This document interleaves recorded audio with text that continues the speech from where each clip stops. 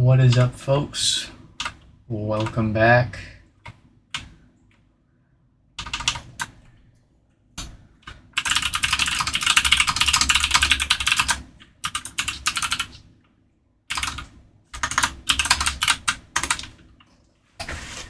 Alright, so we're going to start things off with a slightly different repair.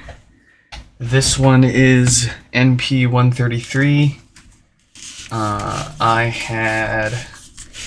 Actually, they sent in 2 HomePods with no power. We got them both fixed and turning on again. However, during testing last night, this one was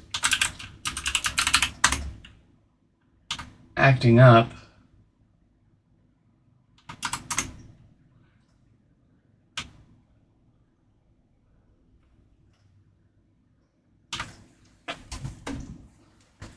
It would make a loud pop and then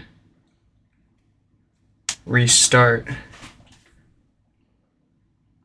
Let me shoot them a message so they can watch us fix this up.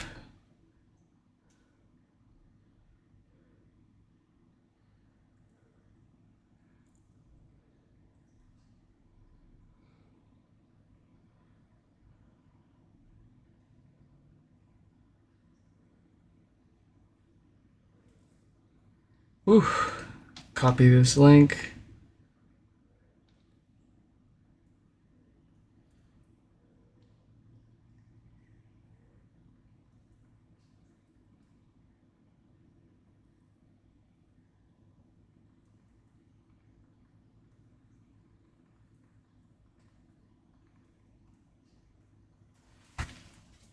Alright. It shouldn't be that difficult for me to copy a link from YouTube and text it to someone, but there you go. Such is life.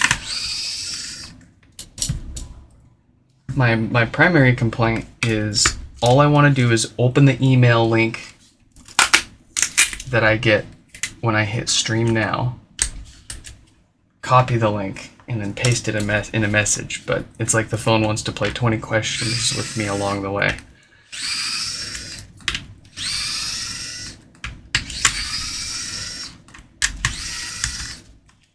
So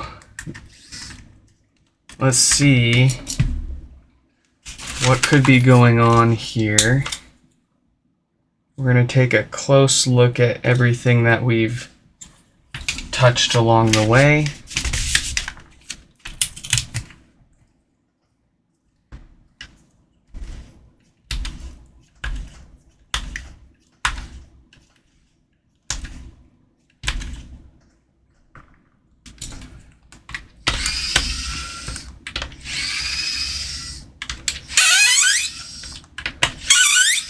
Raj, welcome.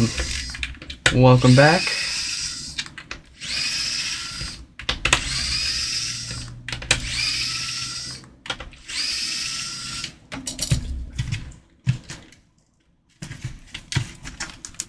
This should come right back off. Yeah, there we go. I was gonna say, I definitely took this apart.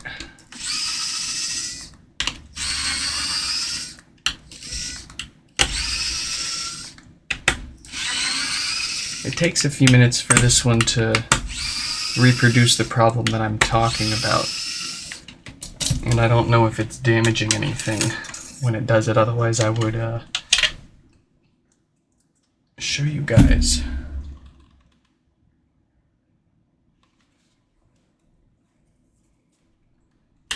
Still not seeing anything obvious.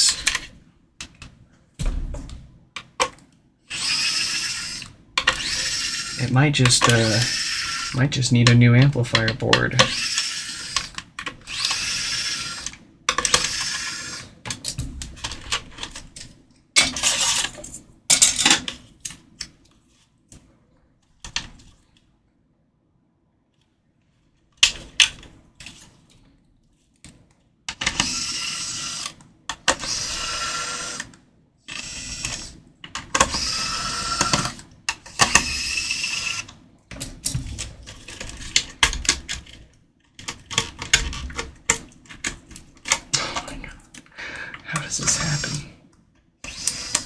I double tapped both of those screws.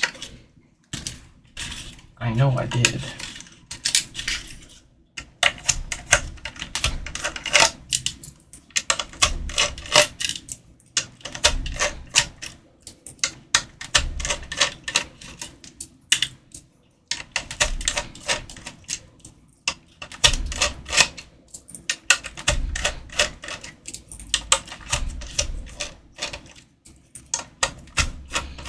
Oh, you know what I should do too? I should check and see what software version this is on, because what was it, like a HomePod OS 15 dot something that had the loud pop and restart behavior just like this. But I want to make sure there isn't a reason.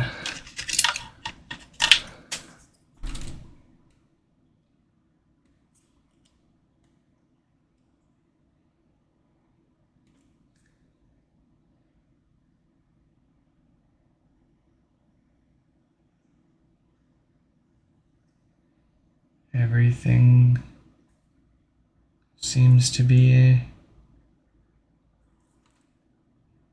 where it should.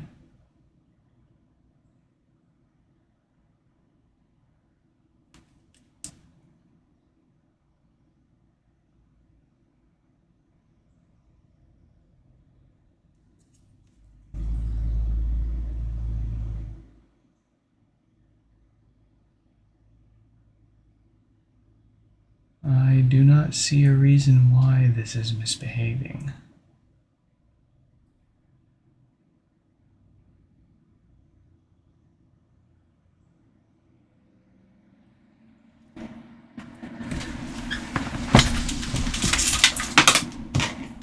In case there's something on here that I'm missing that I just can't see, we're just gonna brush all this down.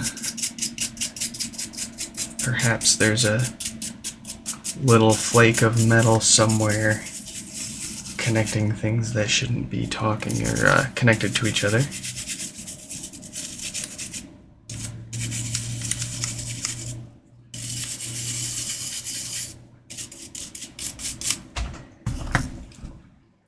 And then what we're going to do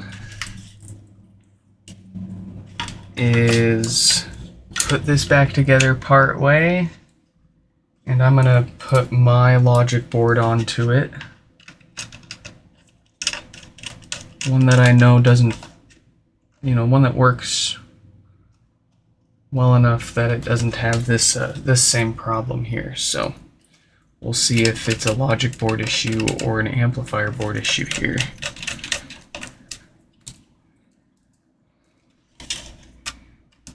And it might even be the power supply too, so maybe we'll try both of those at the same time, because really I just want to know if the amplifier is still good or not.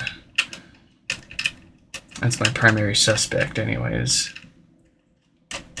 So we'll do known good, everything else questionable amplifier, and if it continues to have the same problem, then we know it's the amplifier.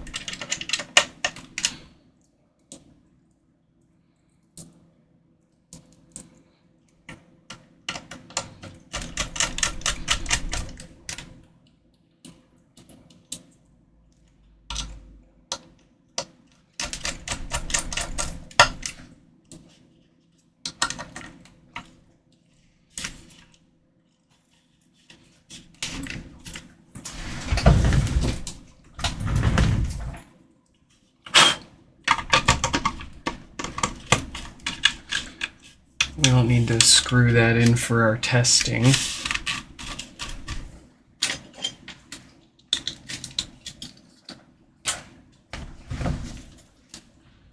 But let's get this. And I'm gonna set this up over here.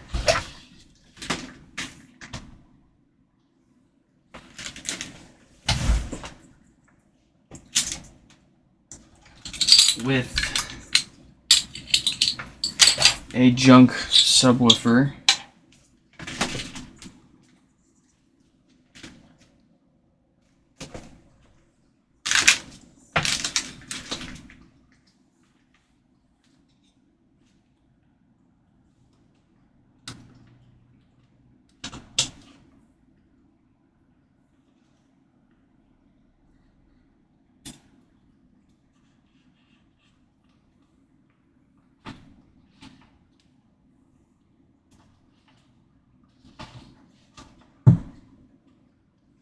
Alright.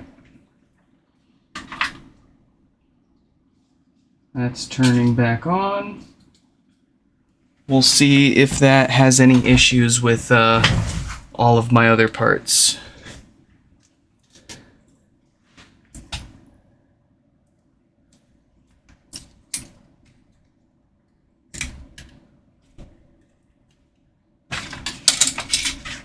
In the meantime,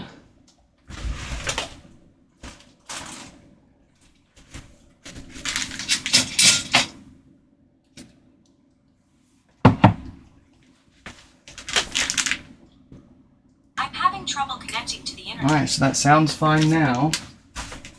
Let's grab John. Here we go.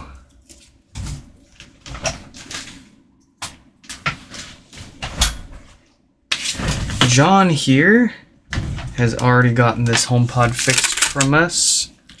However, it started to have the blinky issue again, so we offered to take it back for another look here.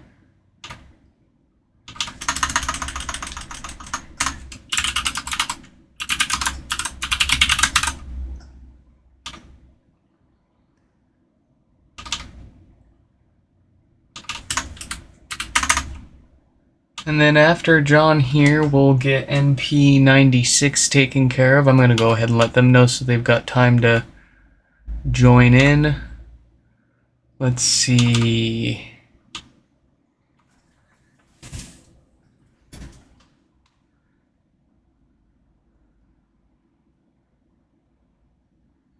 Copy that.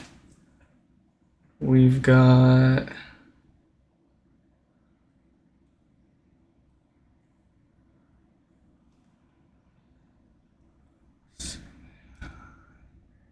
I want to read out the phone number as I type it into my phone so bad, but that's just obviously such a bad idea.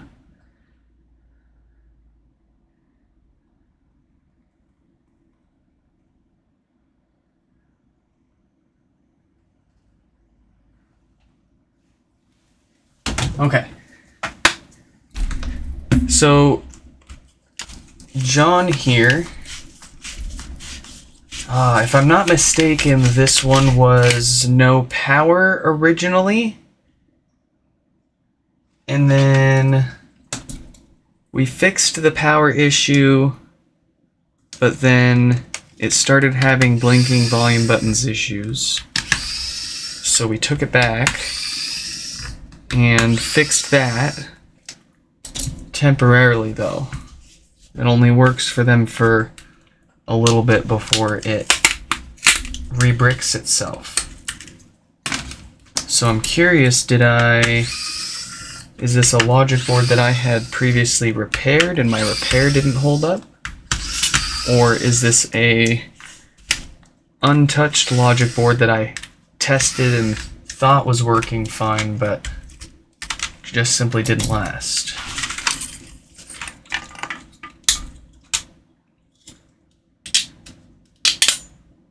Okay.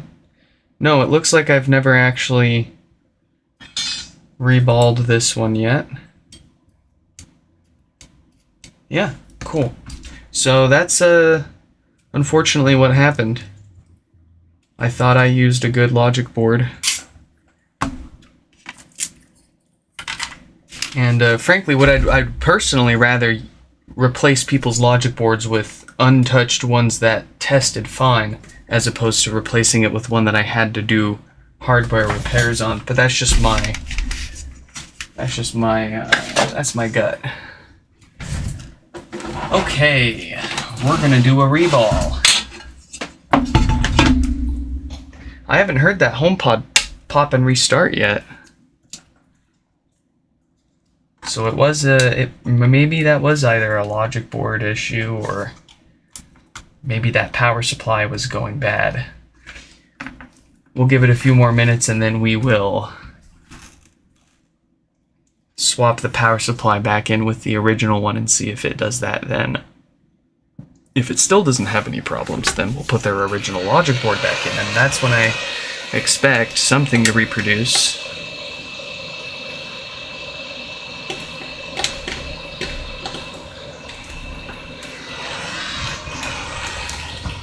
Alright, we're staring down our logic board right at that Toshiba NAND module.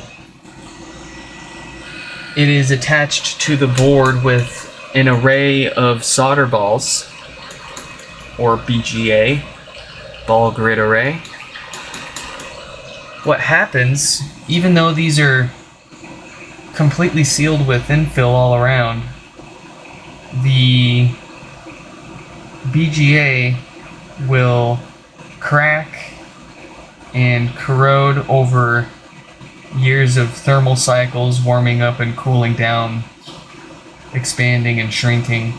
That BGA doesn't last forever, and it's usually the first thing to go on otherwise reliable hardware in general. The flashback to the 2011 MacBook Pros that had the NVIDIA GPUs that kept failing due to BGA issues.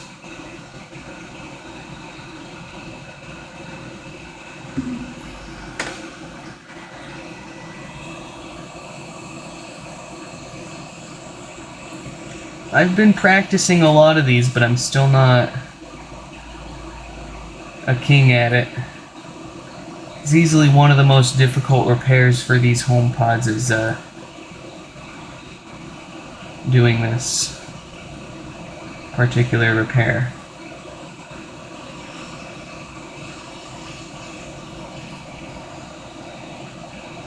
Between all the components around it that want to break free, and all the pads underneath that really want to stick to the chip or stick to the board and rip off the chip.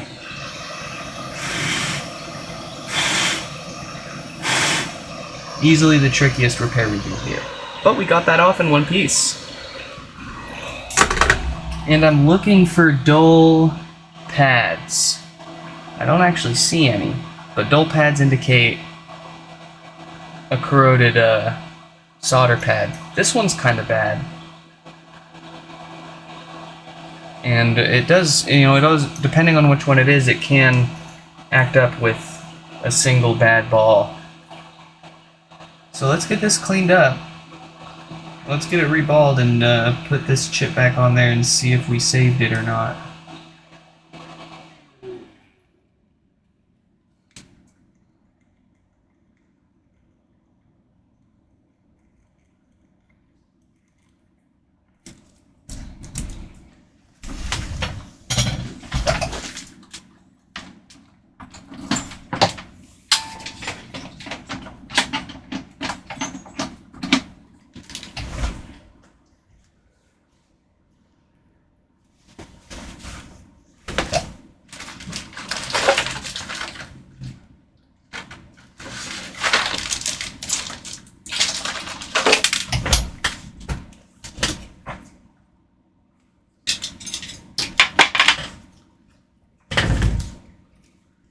Alright, we're gonna wick all of that old solder off of the board and this chip.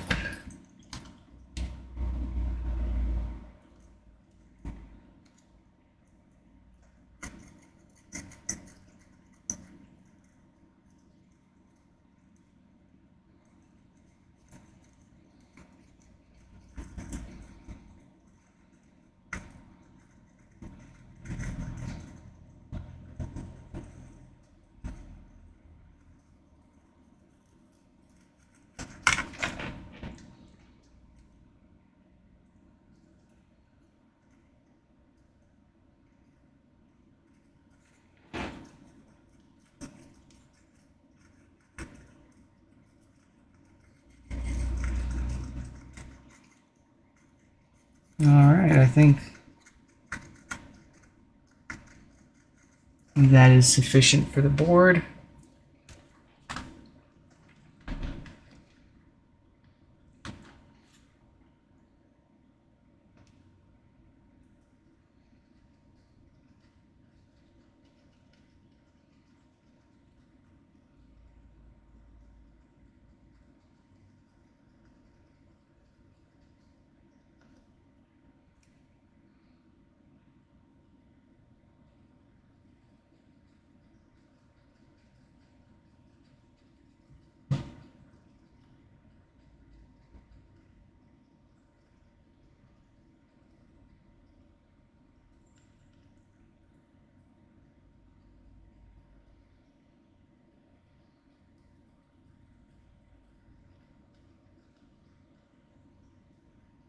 Okay.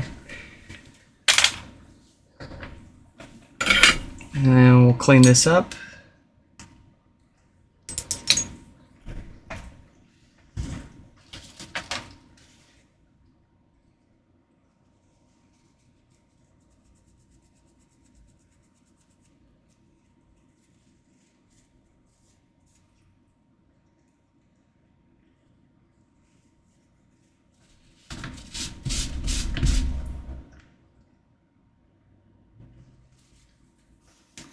Let's get our paste and our stencil here. I gotta clean this off.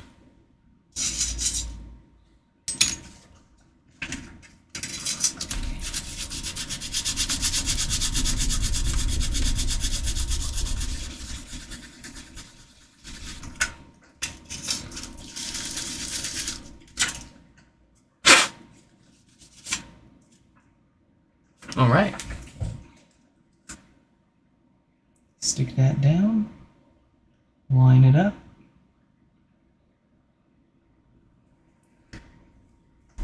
We'll get our smearing stick.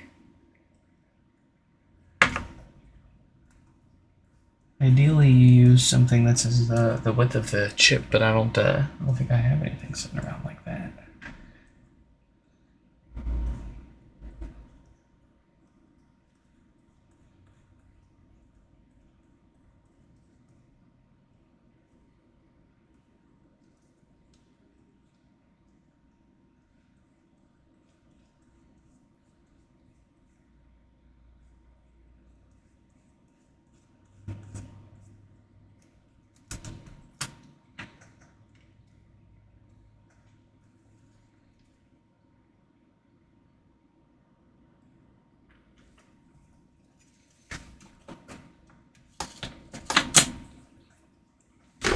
Okay.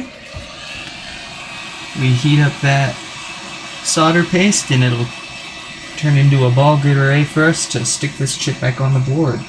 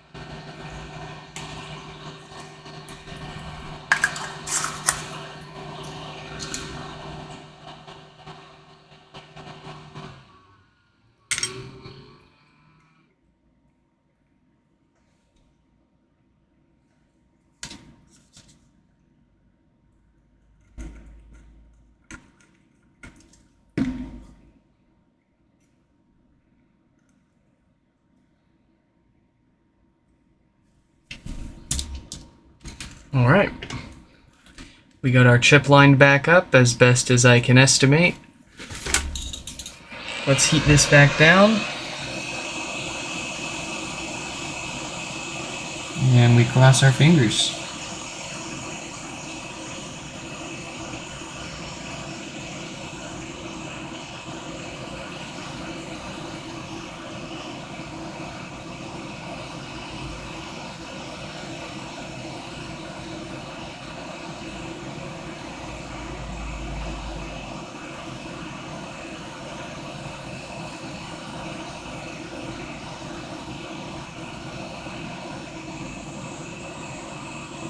There it goes.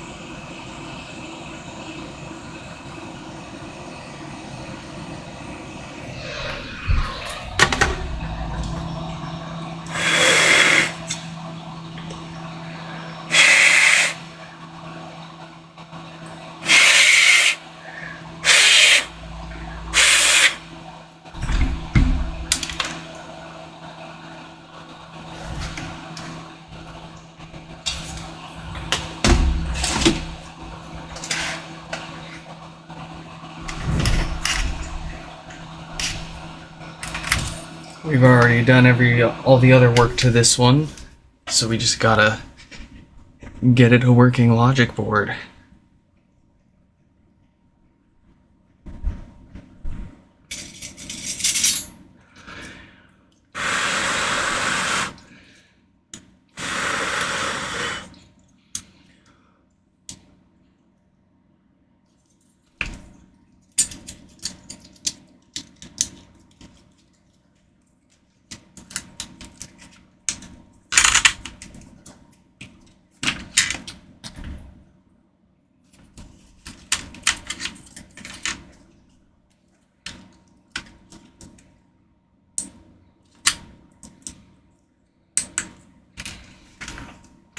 Okay.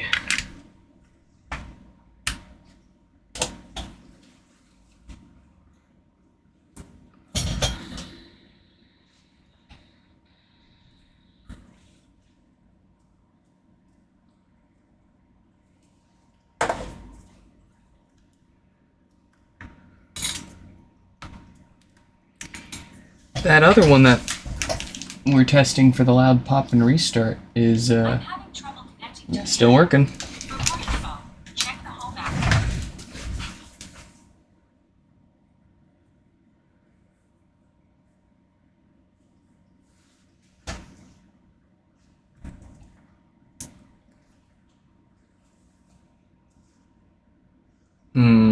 I don't think this one's gonna work still. It's gonna want a new logic board entirely.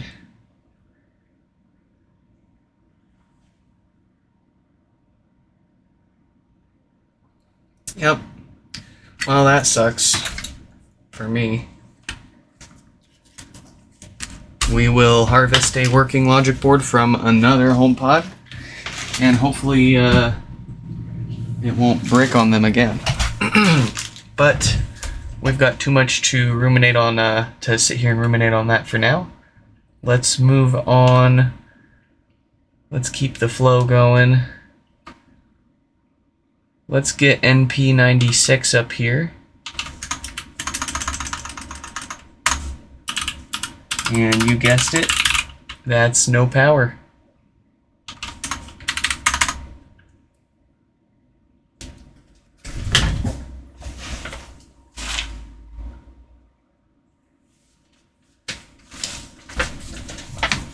Here we go.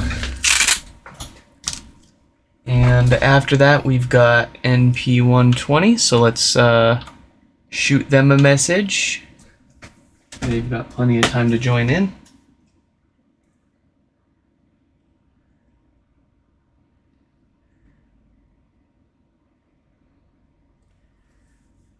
Let's see, we've got...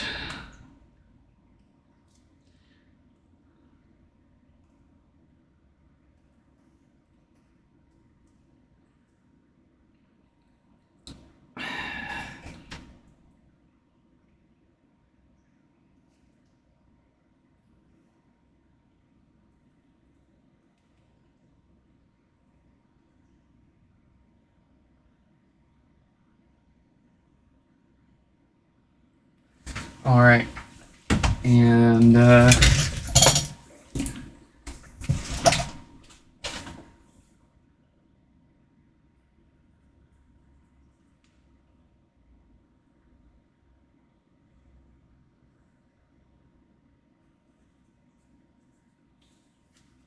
I think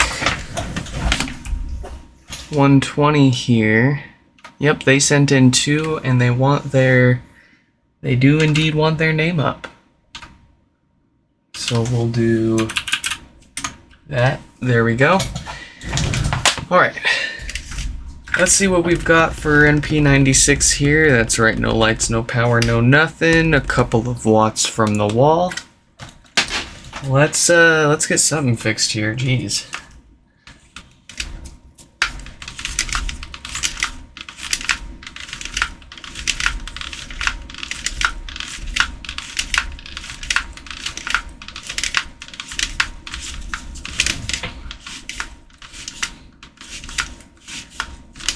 Mike, what is up? I provide return tracking on return shipping, but I am just really slow to ship everything back recently. Rest assured, I'll get you a tracking number as soon as I've got the time. Unfortunately, I just don't have the time. I only managed to ship like 4 or 5 HomePods out today out of the like 12 that are waiting. So, I am sorry for the delay, but you will get a tracking number.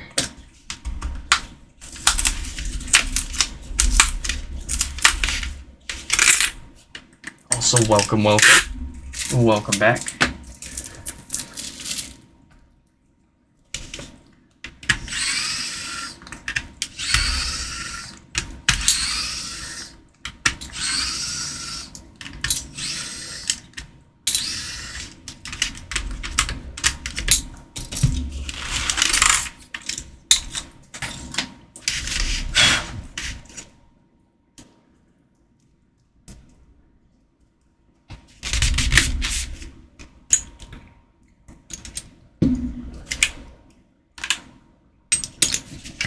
Victim of our success. Yep. Yep.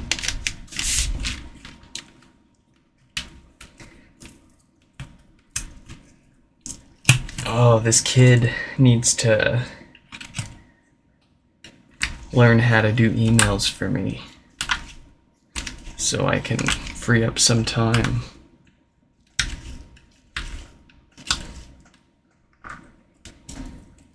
Earn their keep.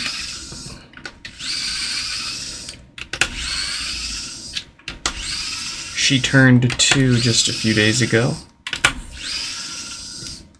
but it's felt like she's been 2 for the past like 6 months now, if you know what I mean. She's usually pretty well behaved in public, but at home she knows how to throw a mean tantrum. And we call her the 2-second timer because if you leave the room, you've got 2 seconds before she notices and starts freaking out about being alone. But we'll get there.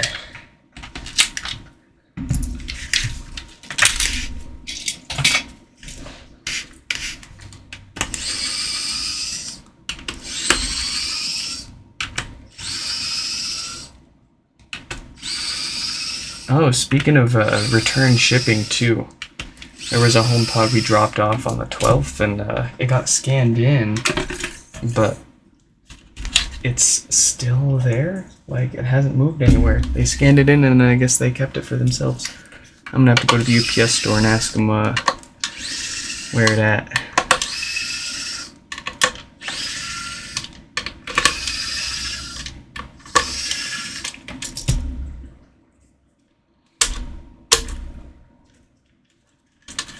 Everyone's been absolutely ridiculously busy since basically December rolled around.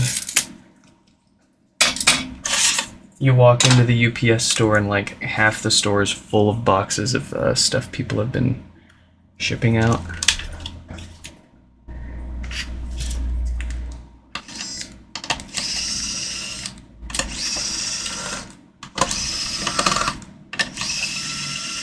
Wow, that didn't even feel like they had any thread locker on them.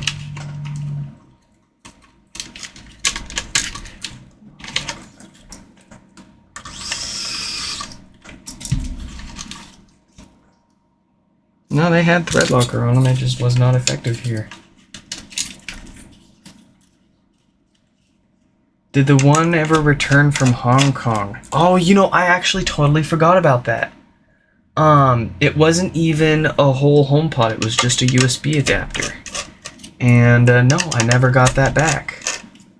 I ended up sending them another one, and well, someone out there has a free HomePod adapter, and they're probably wondering what the heck it's for.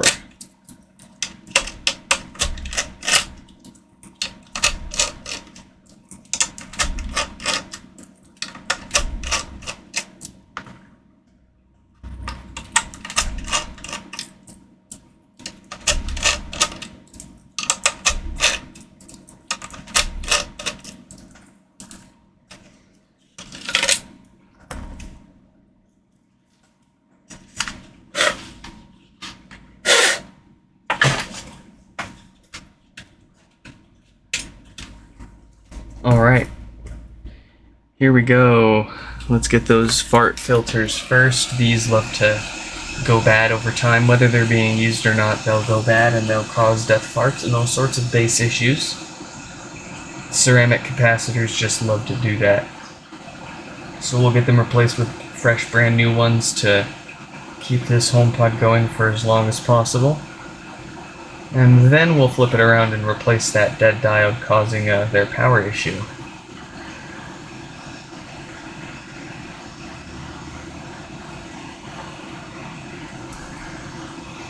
You can test if these are good or bad, but I used to do that and only replace them if they tested bad along with your standard no power repair, but I started seeing ones that test good still go bad shortly after, so I don't trust them anymore. Oh, and of course they're not going to go anywhere at 380. We got to crank that up. We'll go with 464. I like 464 today.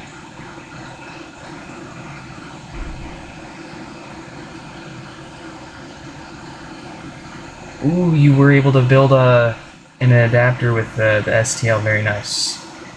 Very nice.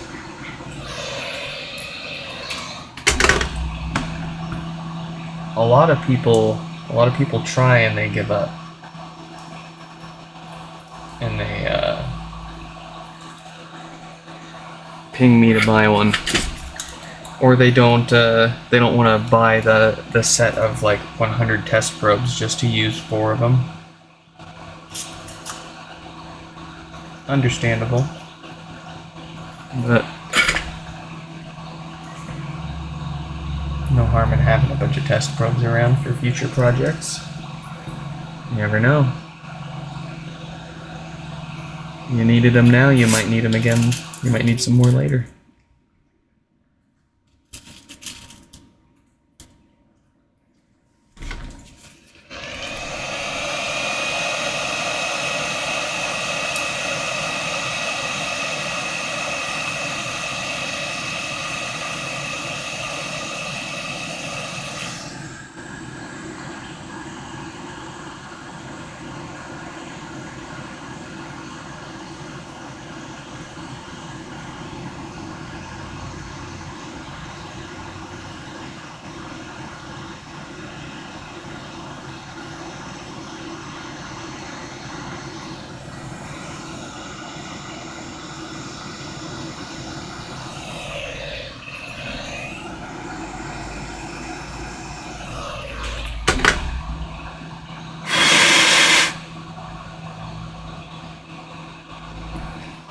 That top one's a little close, and that bottom one's a little crooked.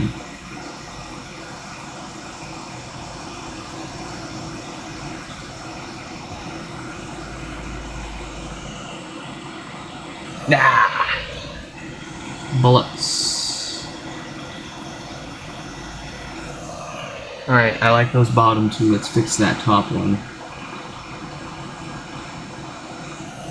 Alright. I like it. Let's get that dead diode out of here. Any guesses as to what date code it's got on there? If you guessed 46K, give yourself a gold star. If you guessed 4 8K, better luck next time. And if you guessed any other date code, you haven't watched enough of our streams.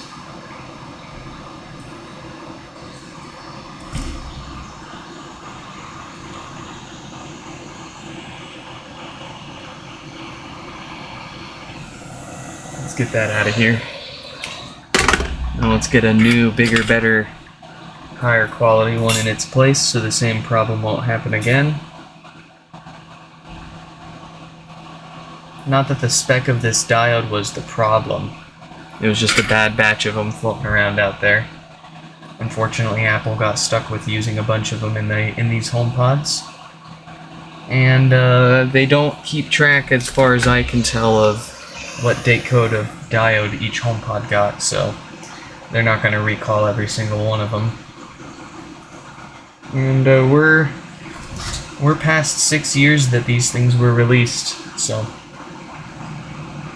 I don't think we'll be seeing a recall for these. But who knows? Who knows what the actual failure rate, how many of these were actually affected. You gotta remember, just because you see us fix a bunch of them here, doesn't mean that there's a bunch of them out there with problems in total. It may be an insignificant percent overall. Like if they sold 3 million HomePods, an acceptable up to 1% failure rate would be 30,000 HomePods. And we've only fixed 3,000 of those, give or take.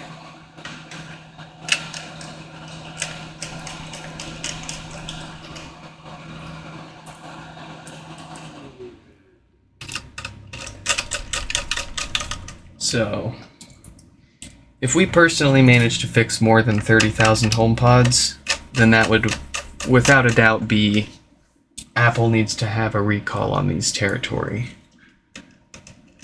But even at 3,000, that's if they sold 3 million first gens, that's a 0.1% failure rate, which is by far and large still very acceptable for a mass-produced consumer product.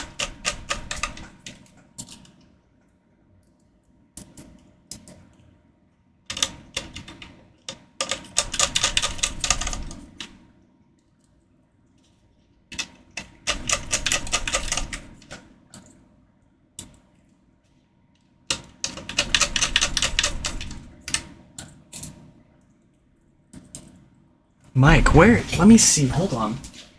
I remember seeing your name on one of these, but I did. Oh, yeah. Yeah, there you are, Big Mike.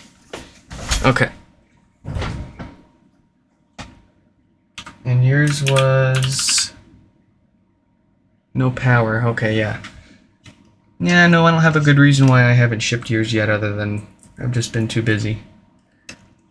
I was curious if ones with blinking volume buttons and boot looping issues, I try to keep as long as possible to test, just to make sure it doesn't happen again. Ones with no power are usually pretty straightforward. They either work or they don't. But the blinkies, they can be pretty sneaky, like you saw with John's RMA that we just attempted there.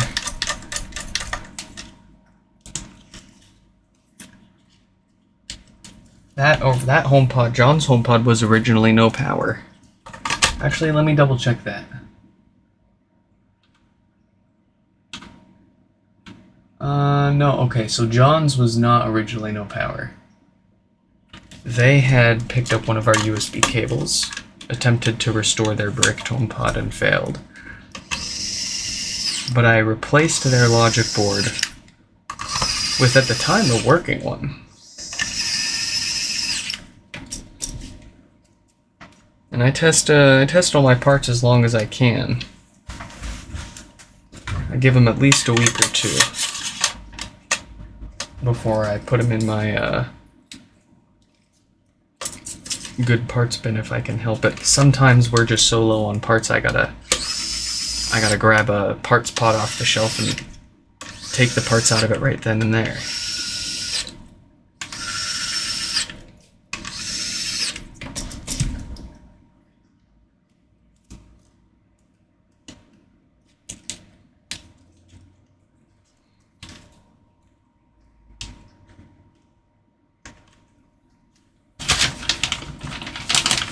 Let's get a new gasket in there for the subwoofer.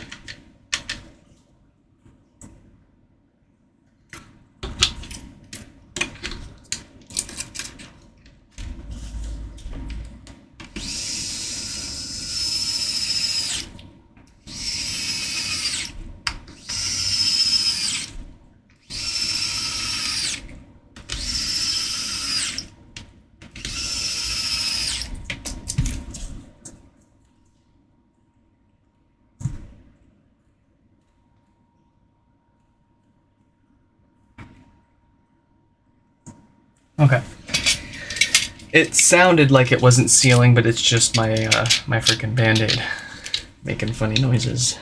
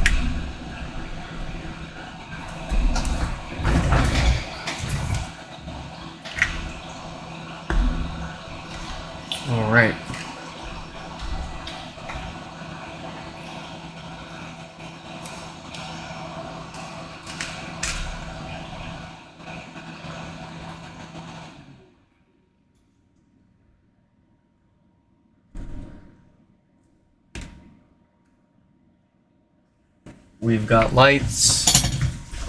We've got power. I'm having trouble connecting to the internet. For more info, check the home app. I'm having trouble connecting.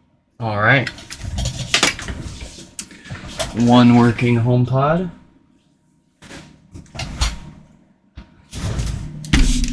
We've now got, is that Bray? Bray? Well, anyways, they've got 2 HomePods here that need to get fixed up. Let's get their name up on the screen.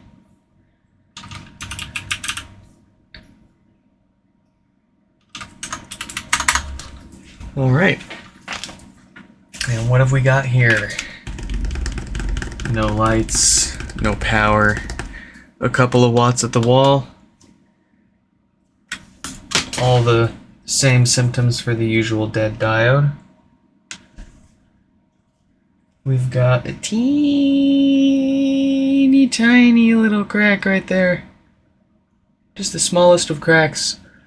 And unfortunately, as these things get older, they're just going to get more and more brittle and delicate. We're going to start prying away from that so we don't make that crack any worse.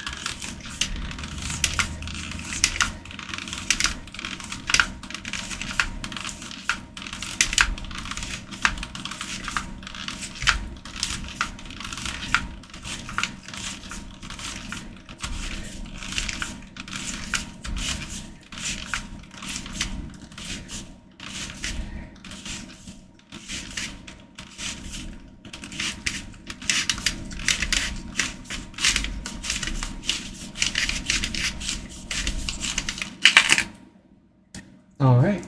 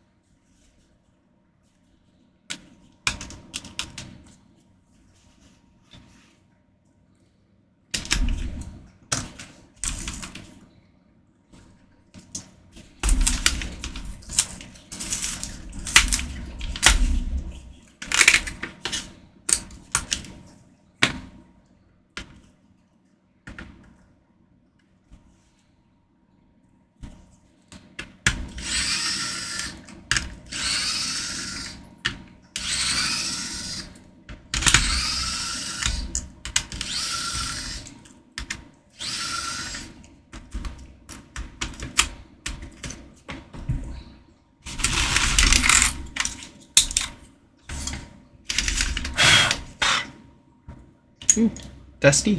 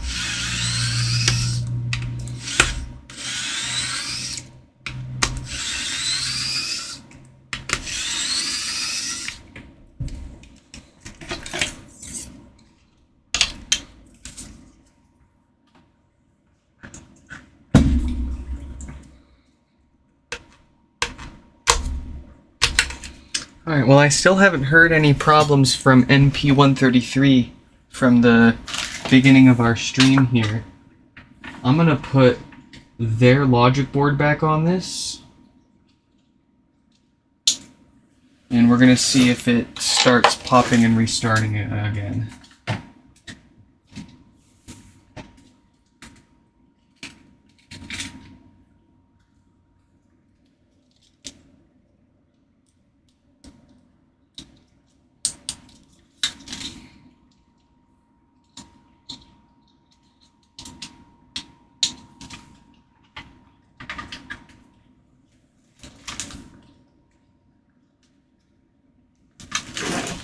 Alright. They're turning back on. Let's get this.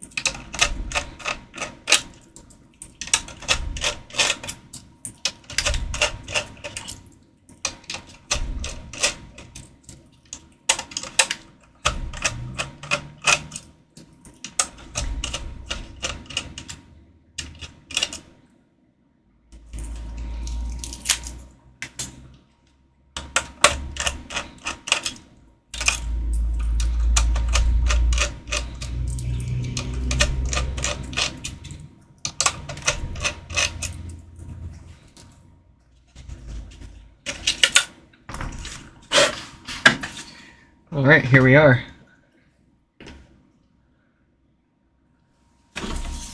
First up, our fart filters. Our favorite 4 little ceramic capacitors that love to go bad over time and cause death farts and all sorts of bass issues.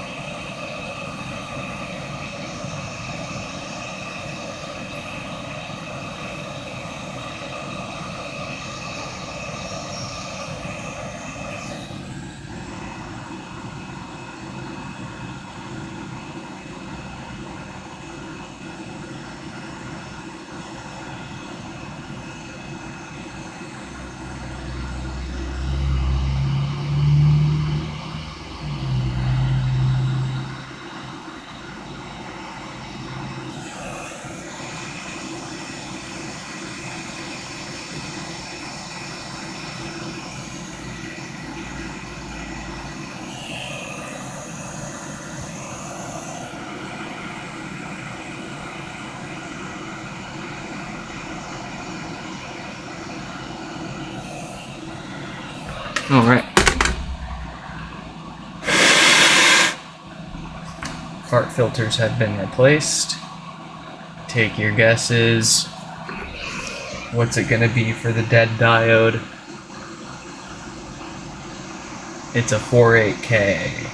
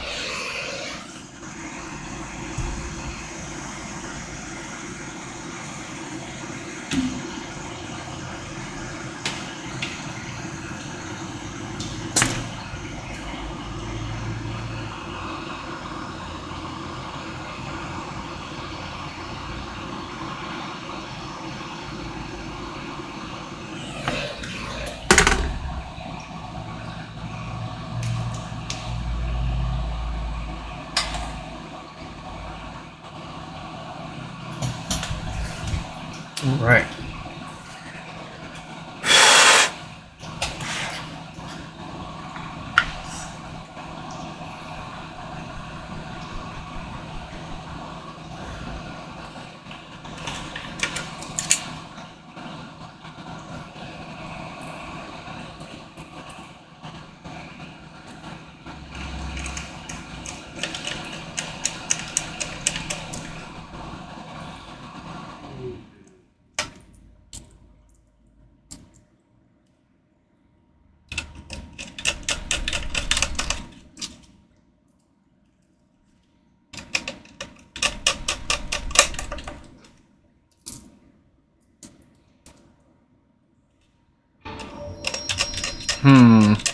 That HomePod keeps restarting now. But I only noticed because it's already reset. I wonder if it was restarting all the time on my working logic board too, and I just didn't notice.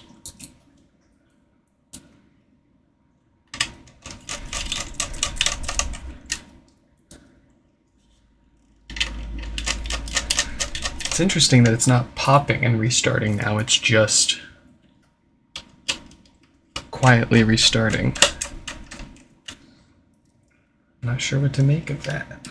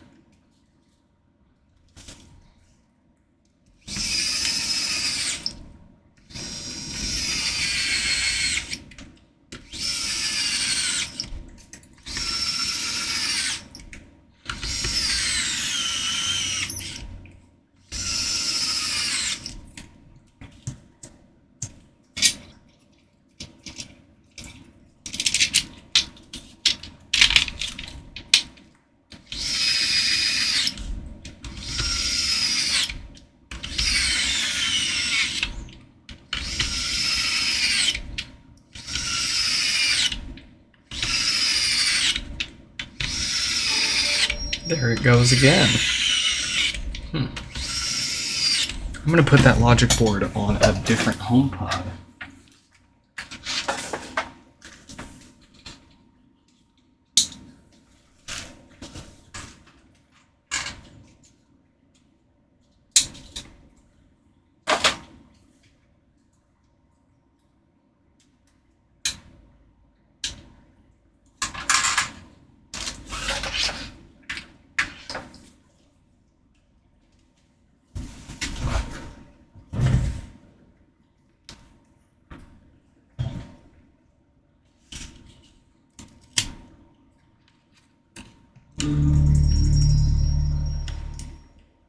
Alright, let's see how long that stays on.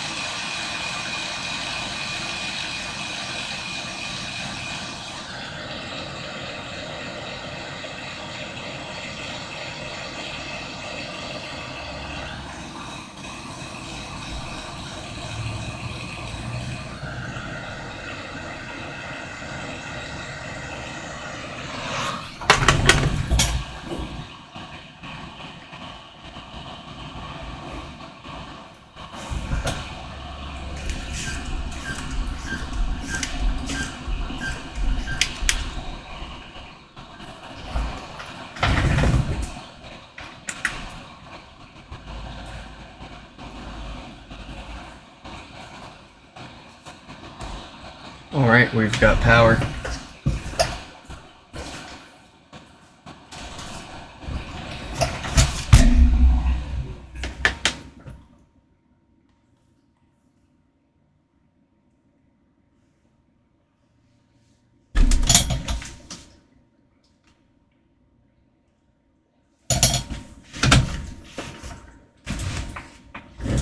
I'm having trouble connect. Very good. I'm having trouble connecting to. Alright, alright.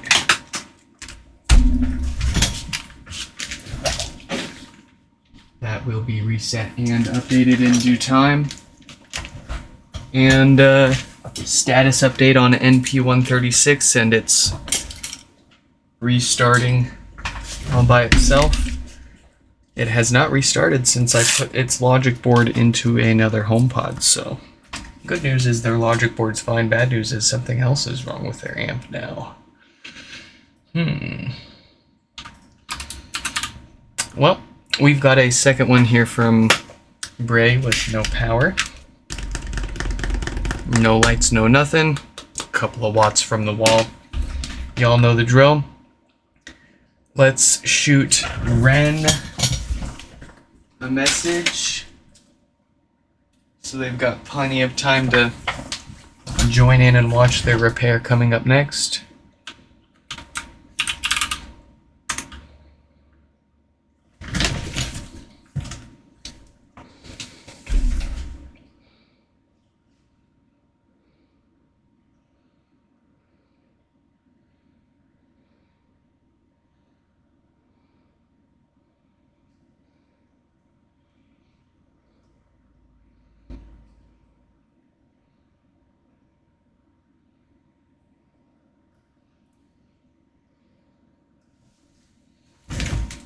All right, here we go.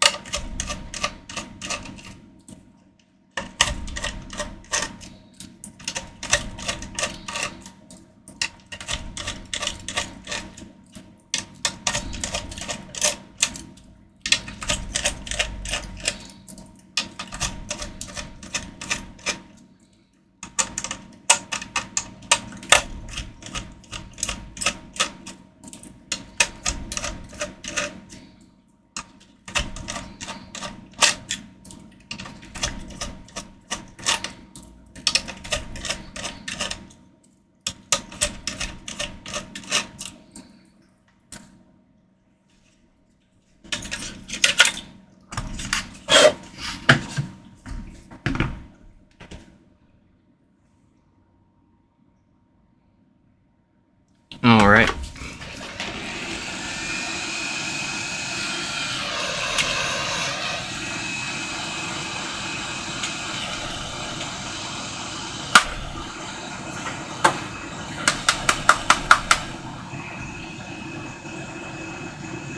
Come on. I believe in you. $60 Amazon heat gun from 3 years ago.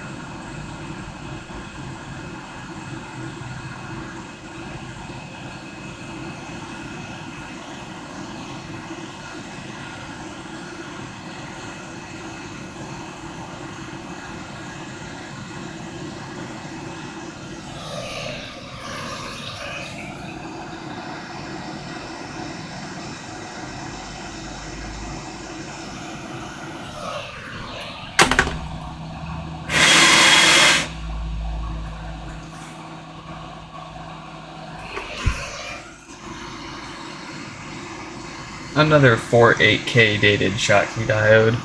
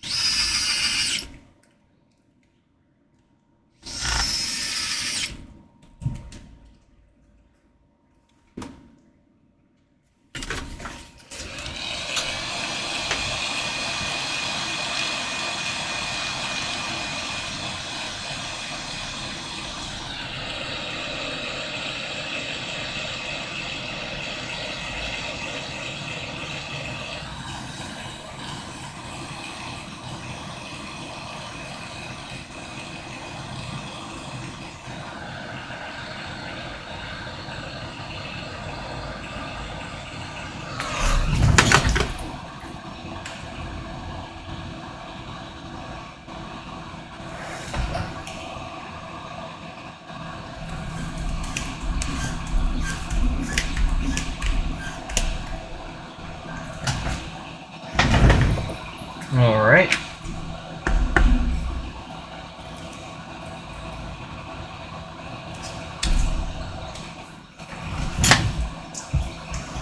Ren, you're next.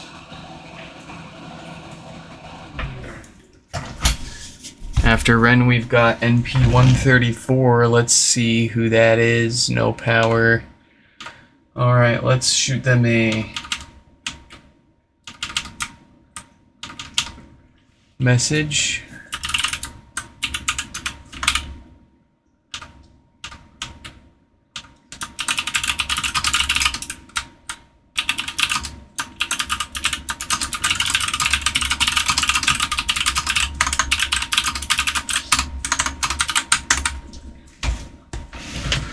I'm having trouble. Very good. Ugh, I'm running out of room. Okay. Ren. Here we go. Let's get their name up on the screen.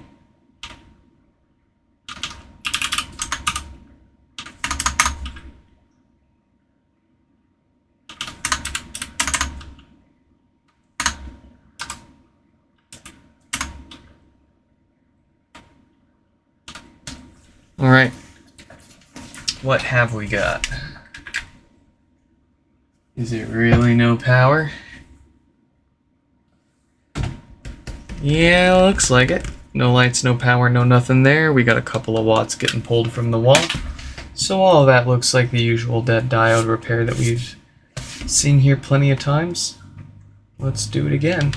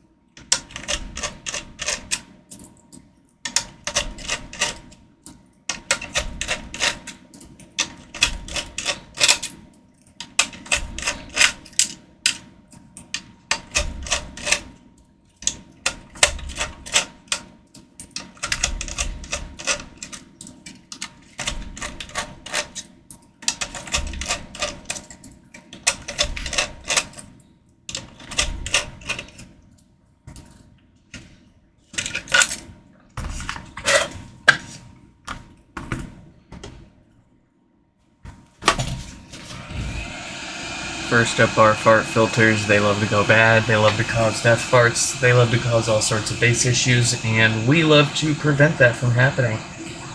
So we're going to get them replaced before they do cause any issues, and then we'll actually fix the power problem.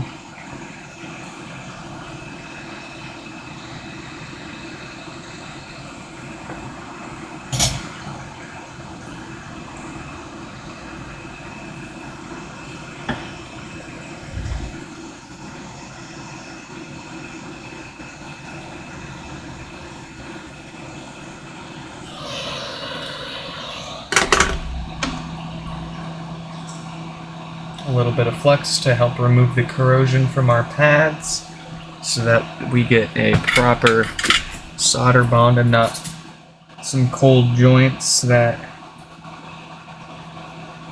will just let the parts fall off. No, sir.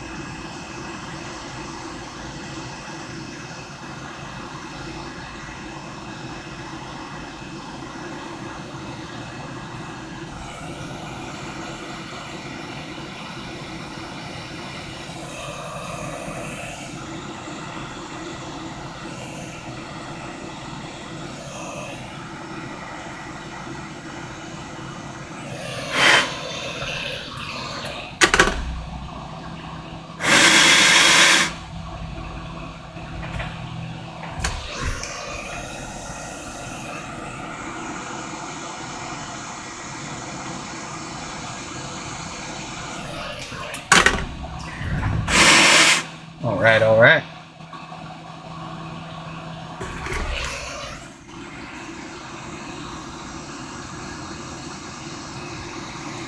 It's a 48K dated diode.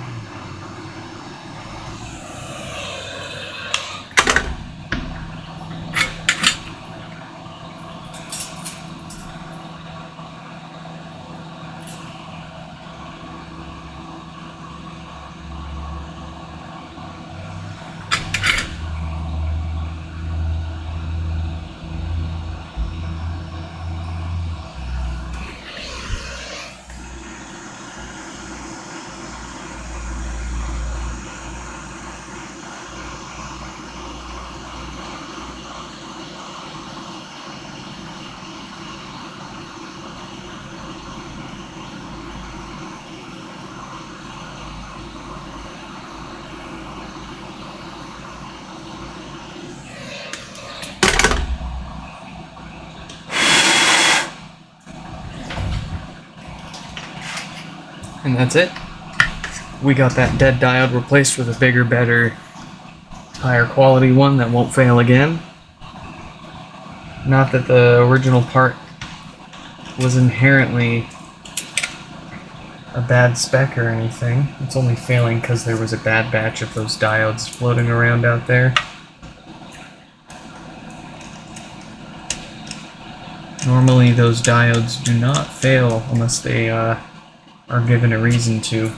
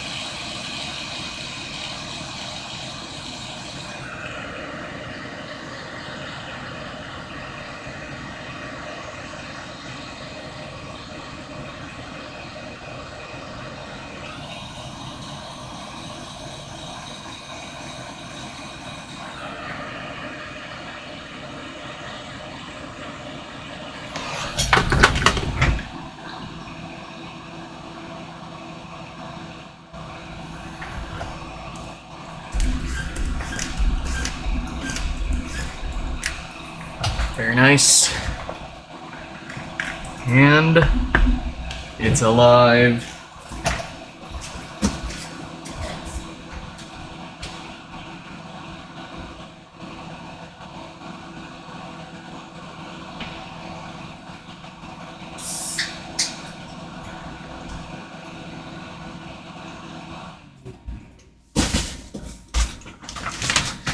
Oh, my 7-Up did not open. There we go.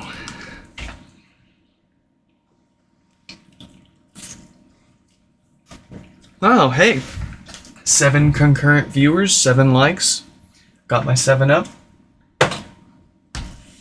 I'm having trouble connecting. And, 1, 2, 3, 4. I'm gonna say this is the 7th one we I'm fixed having today. trouble.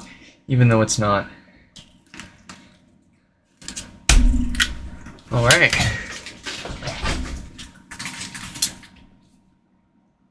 Ren is fixed. We've got NP134 now. After that, we've got NP124. Looks like they did not opt for a reset or an update. They just want the thing fixed. No more, no less. Let's get their name up here. And then let's let NP124 know that they're up next. 124, we emailed them.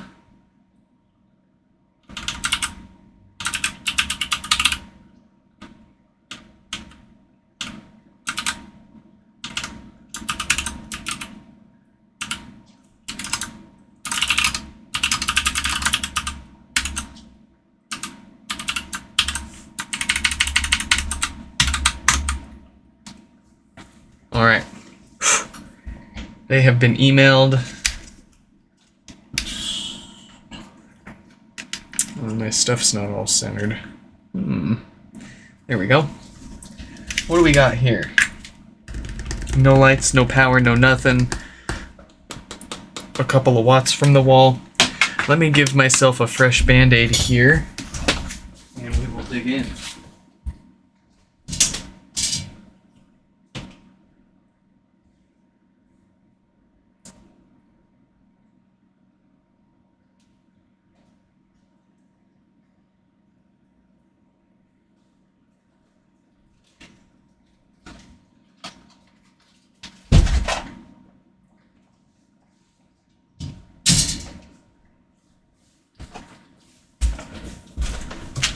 Okay.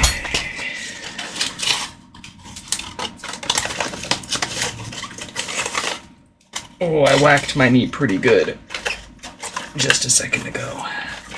That hurts.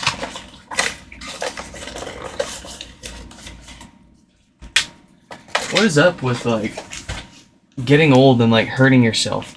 I figured I would be hurting myself a lot more when I was young and dumb. But here I am. I turned 30 and I broke my heel, got in a car accident, banging myself up left and right. I turned 31 like 2 weeks ago, and it just, it's like I'm getting clumsier.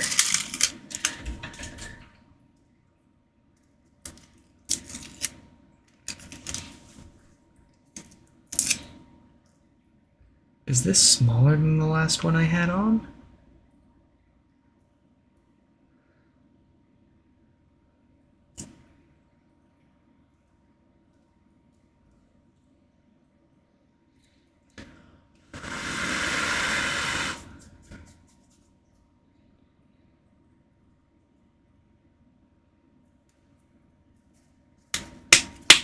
We're protected. All right.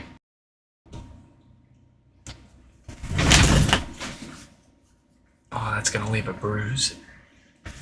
Here we go.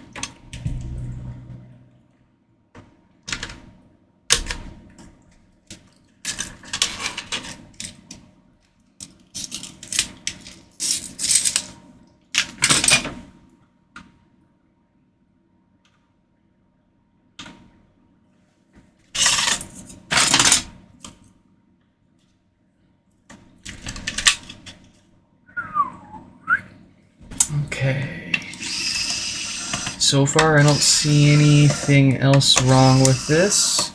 Everything has been looking great so far.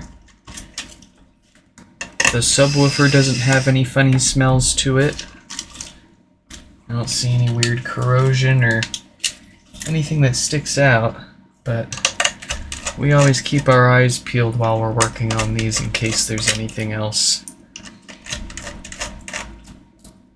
sneaking around or hiding.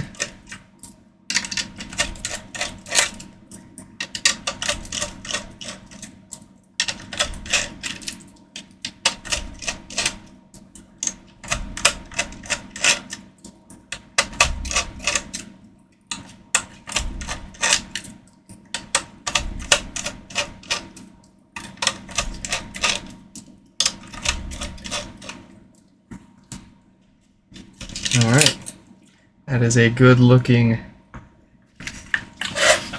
amplifier if you ask me, minus that dead diode of course causing it, or keeping it from turning on. We're going to replace those filters first since they love to go bad and cause death farts and all sorts of bass issues.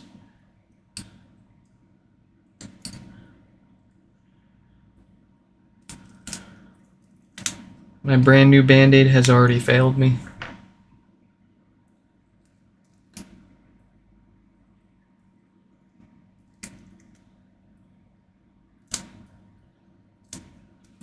I'm about to tape this sucker to my hand. Kapton tape fixes everything.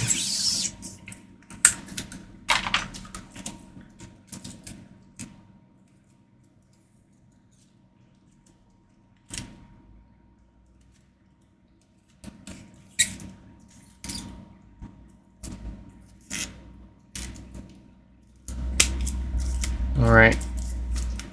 I swear if that goes anywhere now. Anyways, here are our fart filters. These love to go bad over time, whether you're using them or not. They will go bad, and they will cause issues like death farts and roasting your bass speaker.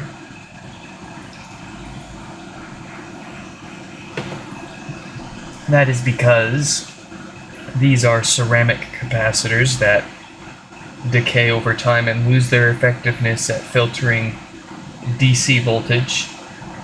In some applications that's not a big deal, but here in particular it's absolutely critical that as much as no more than 30 to 50 millivolts of DC gets through into the amplifier signal or the audio signal.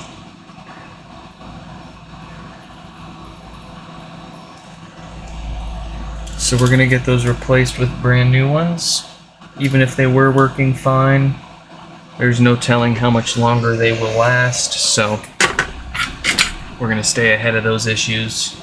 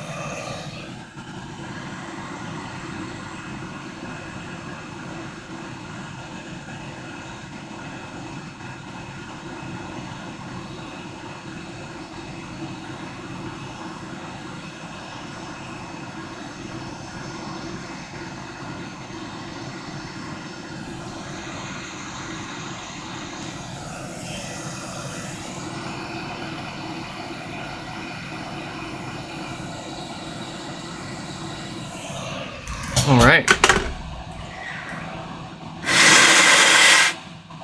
4 fancy fresh new fart filters on there to keep the death farts away. Let's flip it around and take care of that dead Schottky diode. We got a 4.8K on that one. We'll get that replaced with a bigger, better, brand new diode that won't fail on us again. Mostly because these original diodes only fail because of a quality control issue with a particular batch of them. So it's perfectly fine to reuse the same spec, at the least, just avoid these two date codes, 46K and 48K.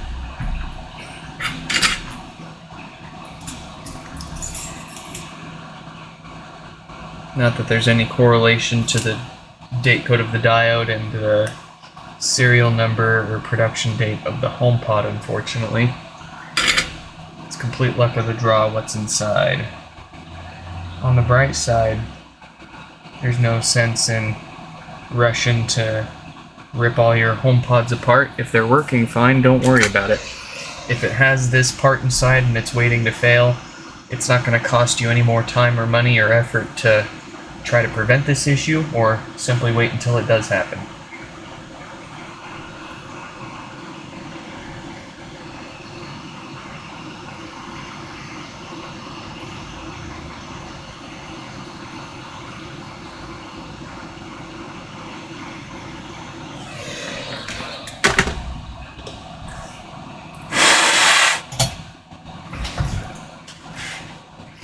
And that's it.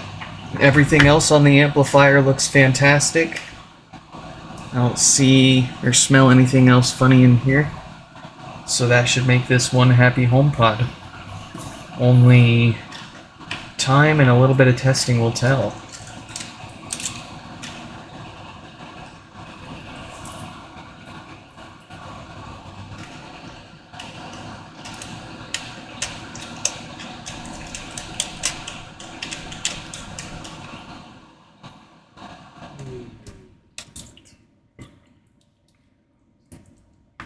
No.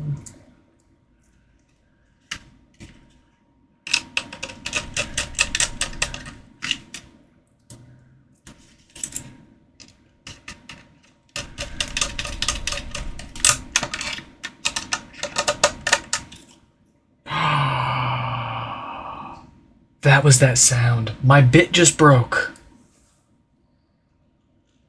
I thought I just broke the screw in there, but no, my bit. The tip of my bit just broke off. Ah. I guess I beat the shit out of these tools, huh? I mean, I've only had this bit for, I think, a year and a half maybe, but it has seen quite a few HomePods. Well, that's why I've got spares. I don't think the spares are in great shape, though. They can fit a T5, so we gotta be careful. I guess it's time to order more T6 bits.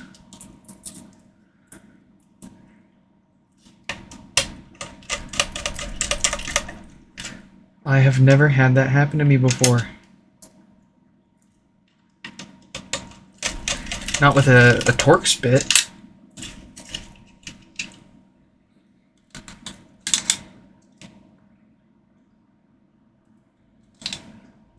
A little flux in here to hopefully hold that in place. I'm getting a little annoyed by it popping out.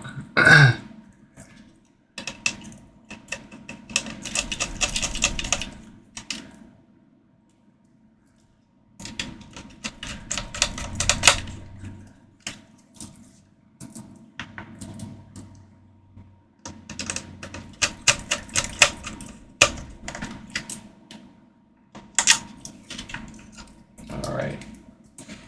This is getting actually kind of really annoying. Ah!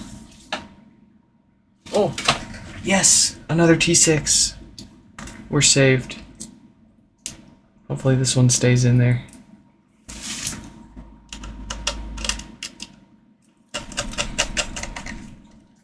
Yes.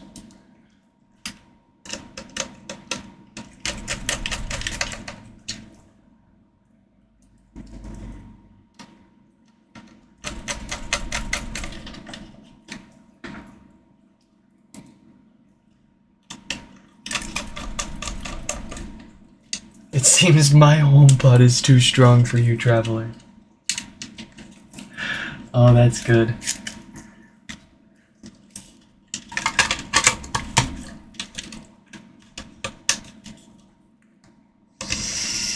Potion setup. I need your strongest potion.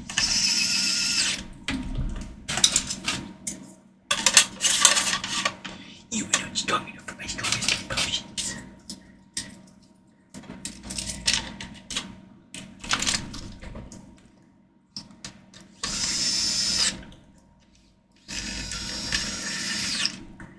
You know what's funny is that's not even my first T6 bit. That's my like fourth or fifth one by now. My original T6 bit lasted about a year, and then I had to reach out to iFixit, and I asked them. I was like, "Hey, I noticed you don't sell individual bits on your website. I would really like to purchase like 6 of your T6 bits." And they were like, "We don't sell the individual bits, but if you're having issues with a set that you bought from us, we'd be happy to warranty replace it for you." And I was like, I did in fact buy a set, and that's why I'm reaching out. It wore down, but I don't think that this is your standard warranty case, because it's not normal wear and tear. I'm using these to fix multiple HomePods on a daily basis. And they said, "That's okay. We'll send you a few under warranty replacement, no problem anyways." Pretty cool of them to do that. But they do only last 4 to 6 months with our daily grind before they start to strip screws and fit a T5 instead of a T6, if you know what I mean.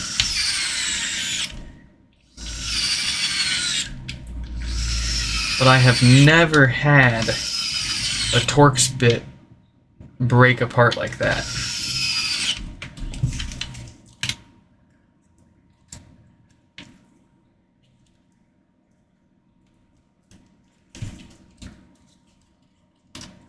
I've had flatheads break apart when I've put too much torque on them. But we were just tightening a screw. We weren't even hulking on it. And it said, "Peace."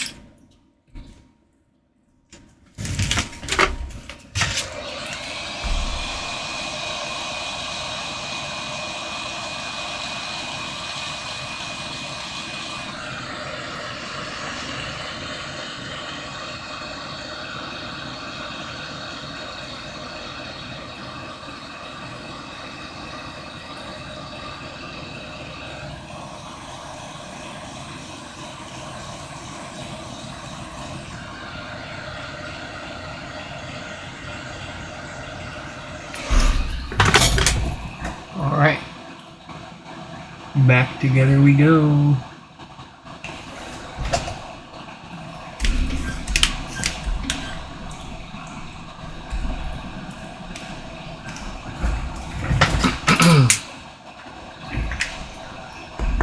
Yes, sir. Let's get NP124 up here. 1, 2, 3, 4, 5 more. Well, more like 4.5.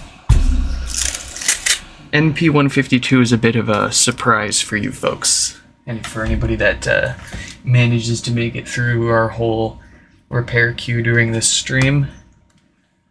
I'm having trouble connecting to the internet. For more info, check the home app. Let's let NP59 know that they're coming up here, so they've got plenty of time to join in.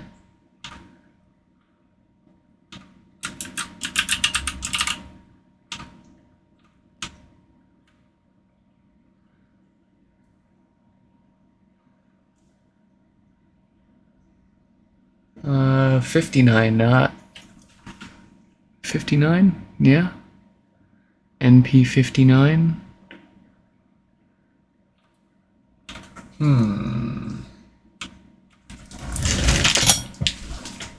That does not make sense.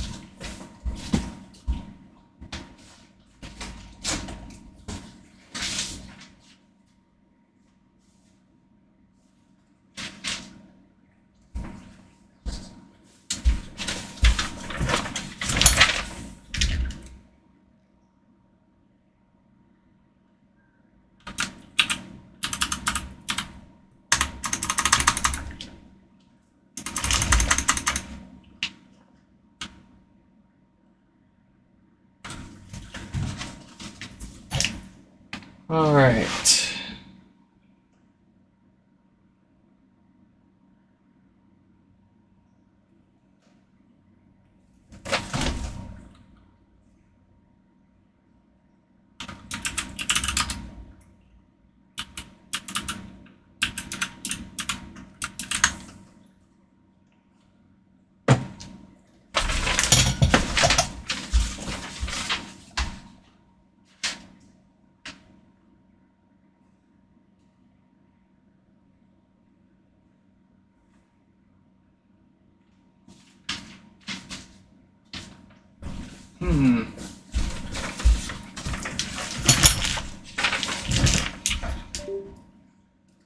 Oh, I think I know what happened. I think it is indeed number 59 here, and... Oh, no, it's not. Oh, no, it is.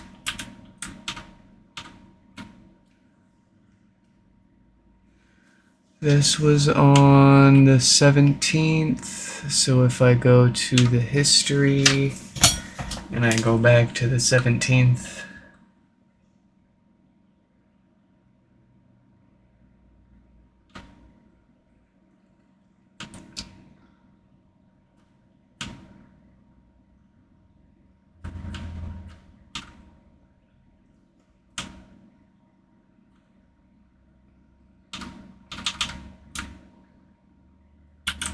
okay, I found them. They are actually number 59, but what happened was Google Sheets had decided to nuke their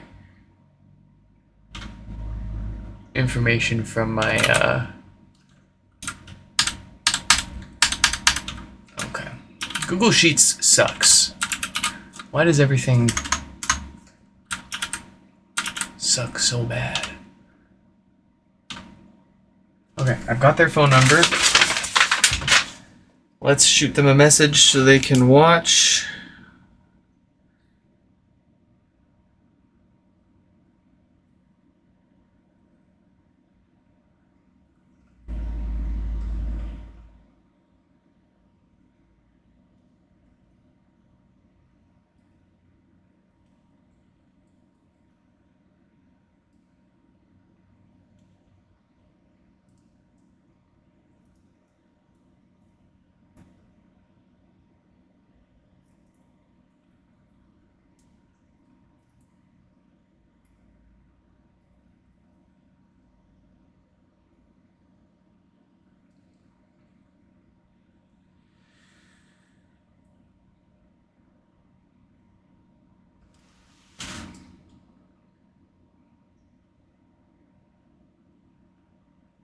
Sorry, it takes like 5 solid minutes to text people this link. Because I have to go to my email, open the YouTube video, close the 5 pop-ups that open when you open the YouTube app, click the share button, click copy link, go to the message, type in the person's phone number, type out the yours is up next, paste the link. It would be really nice if iOS remembered what I copied 5 minutes ago instead of forgetting it, but such is the state of software in life. I'm having trouble connecting to the... Message failed to send.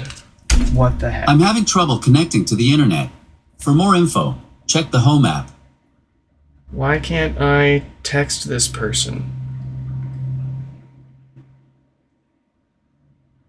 Okay. For some reason, I am no longer able to text Mr. NP59. Not sure why.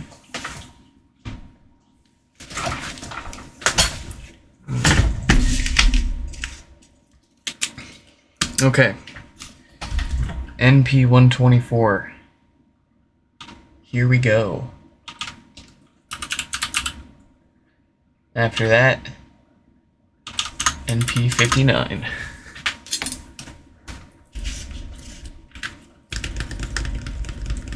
No lights, no power, just a couple of watts from the wall.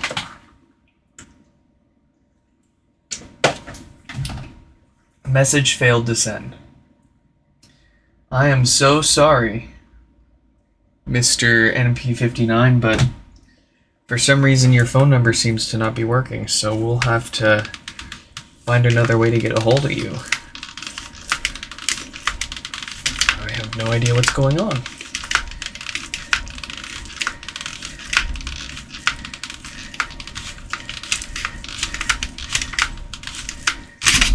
Ooh, almost sliced my hand open.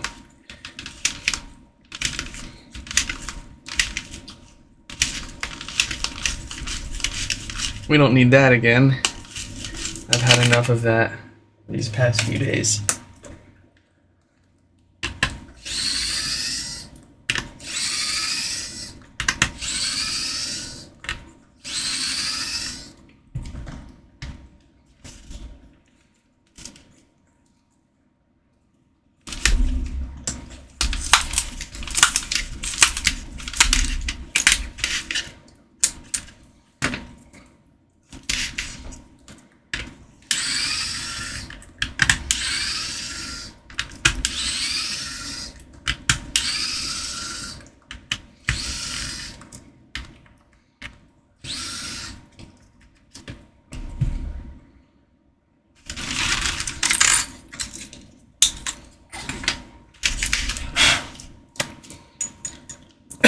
Excuse me.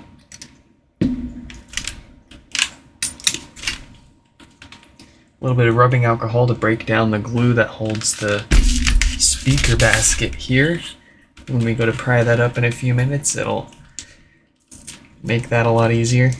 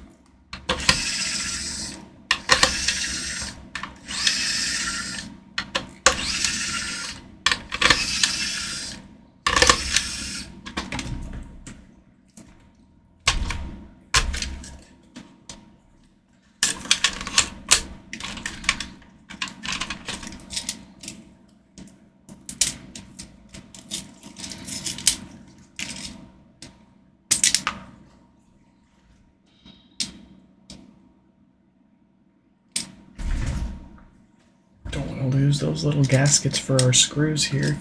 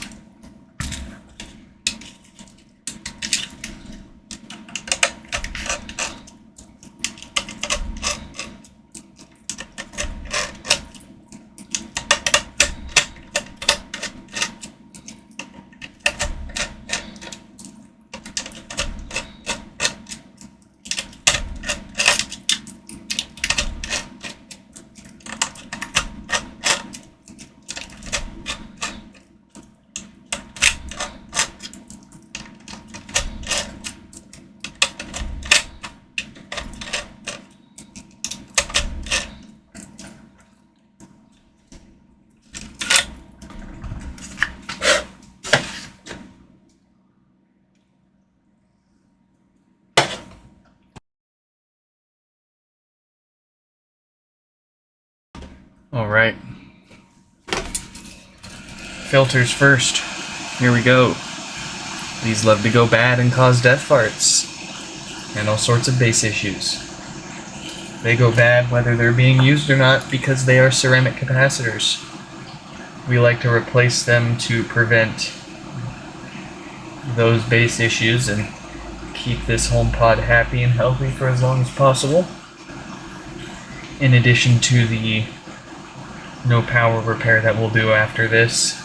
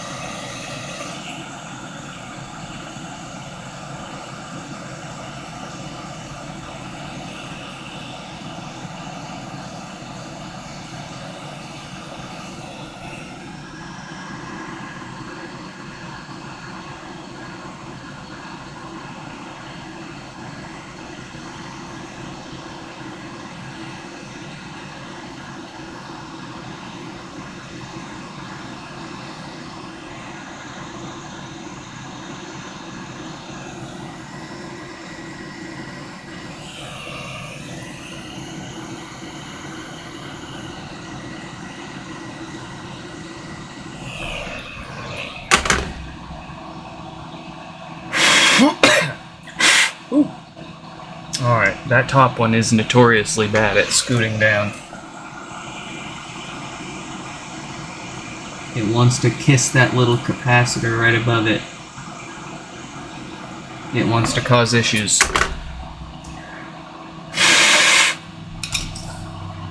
There we go. Let's get that dead diode out of here. If you guessed 46K, you were correct.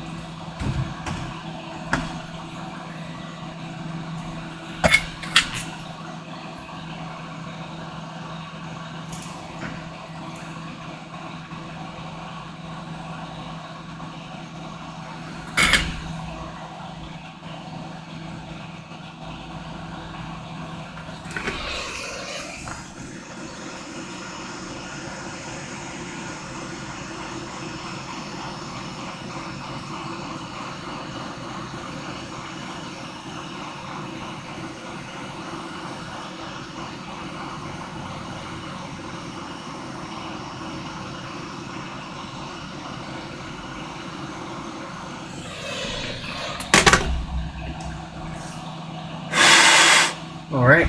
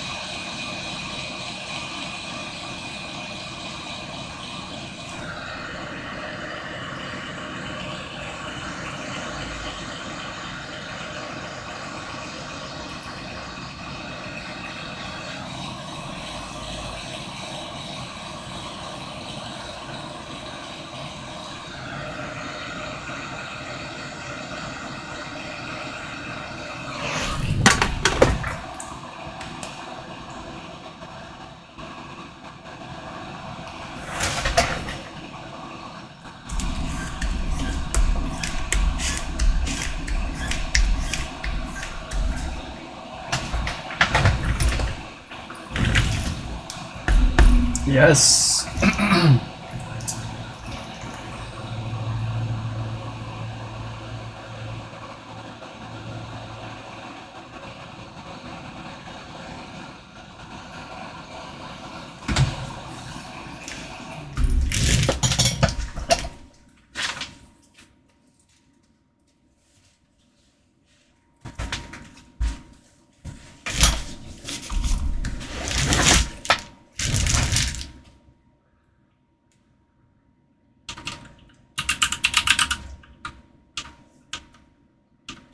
I'm having trouble connecting to the internet. For more info, check the Home app.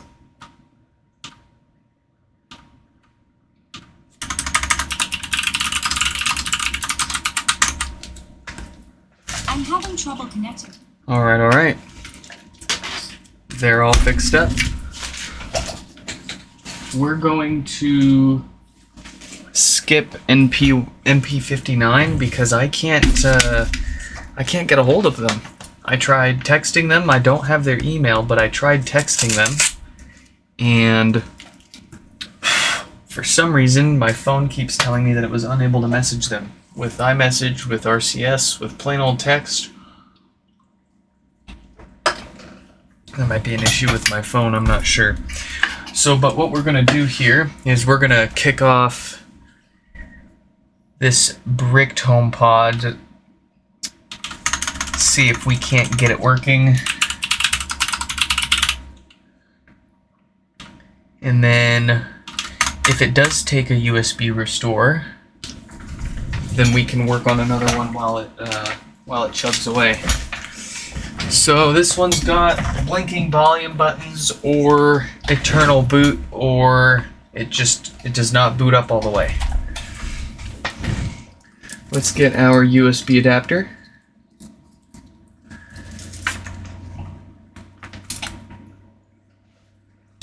And there we go, we got the blinkies. So they have actually already tried, it looks like.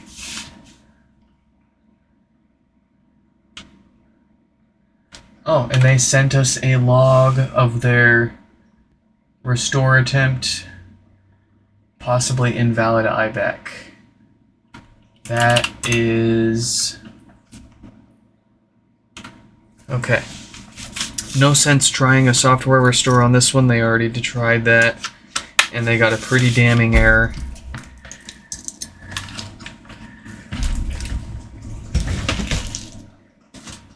So this one is going to need a new logic board.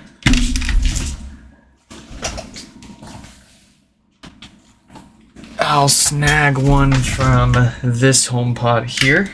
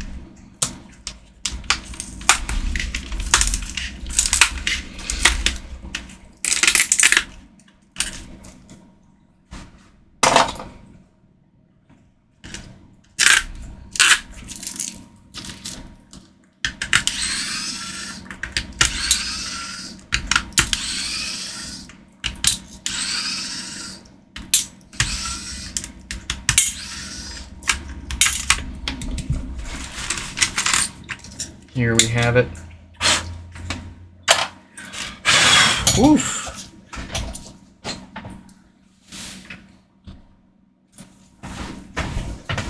Okay. Back over to our pod at hand here. Let's get this all fixed up. we're not just going to replace that logic board. We are going to take it all the way apart like we do with most of these other HomePods. We're going to replace those DC filters that love to go bad and cause death farts and all sorts of bass issues. And if it has it, we will also replace the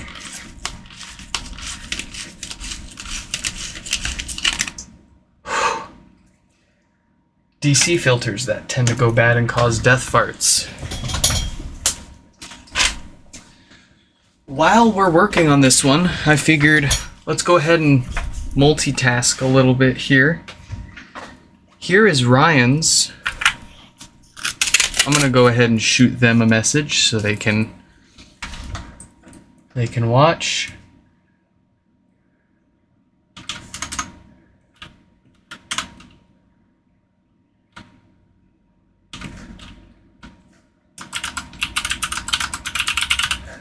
So Ryan also has a bricked HomePod here.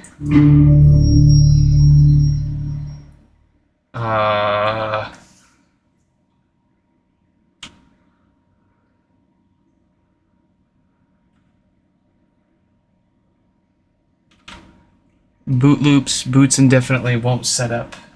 Let me grab my test phone.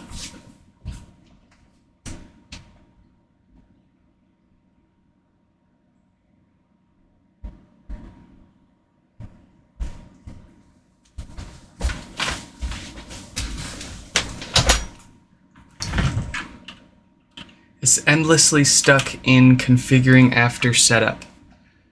Alright, I think we can do something about that. Let's see. That's not the one I wanted to set up.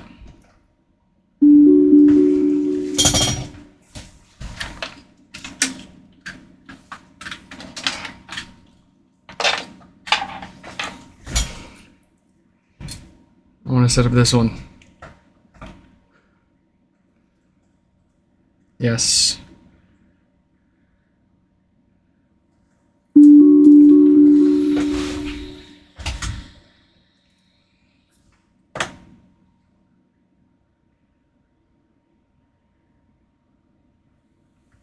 Alright, let's see if that restores. Let's keep working our way at this one. Actually, I'll be right back.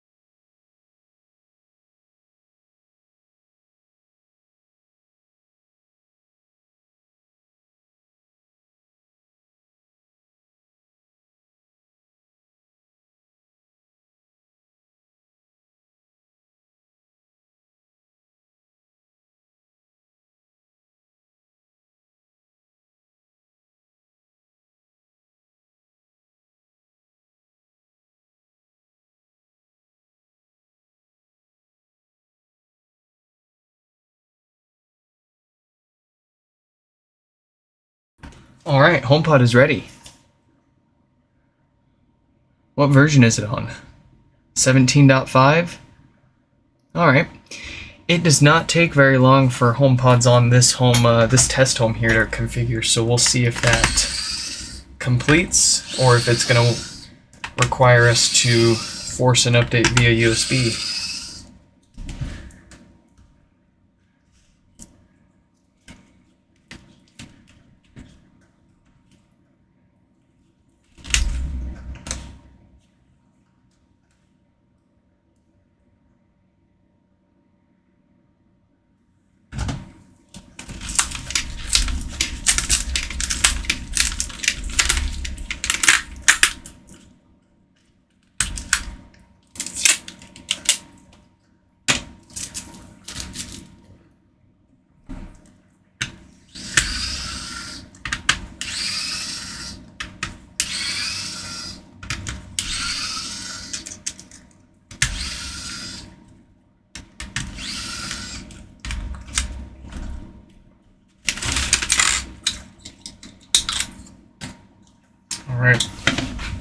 Where's my Sharpie?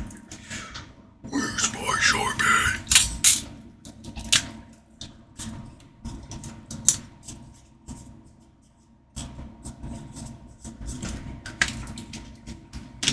We'll stick that in the pile of boards to figure out one day.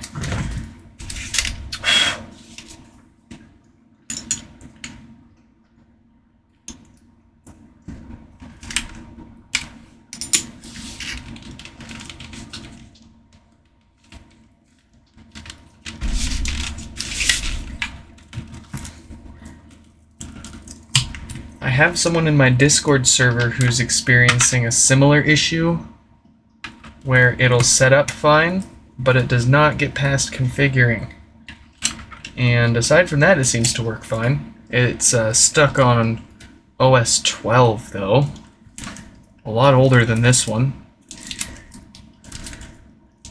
We'll see if this configures or not. It shouldn't take more than another minute or so.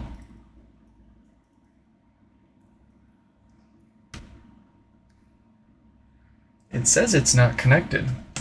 What's the weather?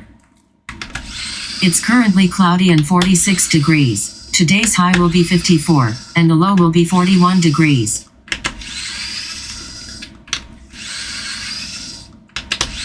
Apple Music One now playing. Alright, blah blah blah blah blah. Don't copyright me. Don't copyright me. Don't copyright me. I'm gonna let that play some music for a little bit. See if maybe it's a Wi-Fi issue.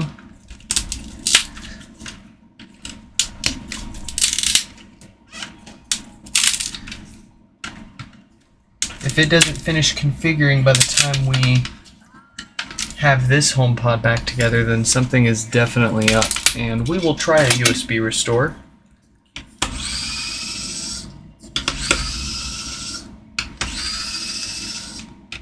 There's no telling if it's a hardware issue on the logic board that's preventing it from configuring properly.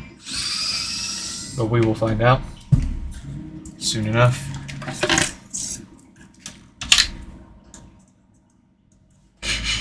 Subwoofer smells fine and dandy.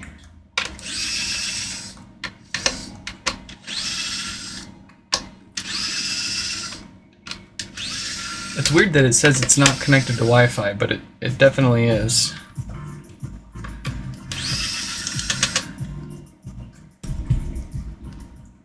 Do not copyright strike me. Pretty please.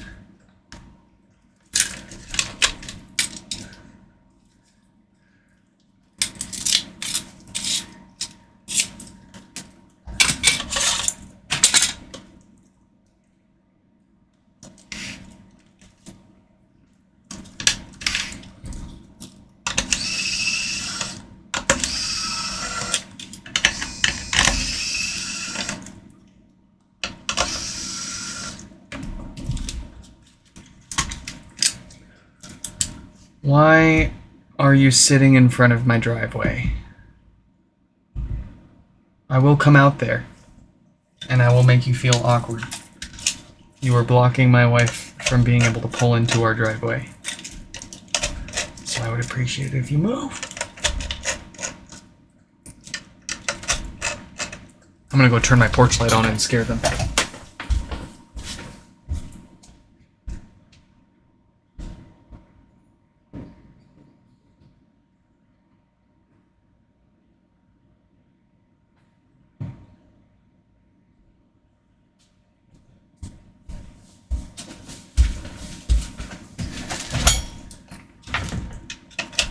Yeah, that's what I thought. Get out of here.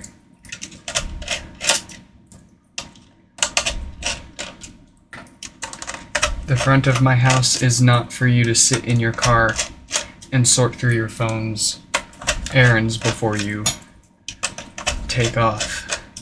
Figure out what you're doing on your phone before you frickin' take your car onto the main road. Don't text and drive. Don't even touch your phone while you're driving. If I see any of you pulling stupid stuff like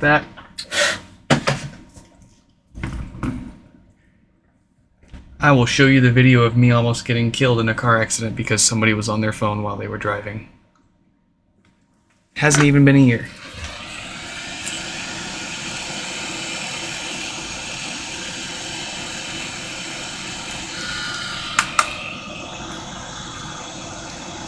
It's still configuring.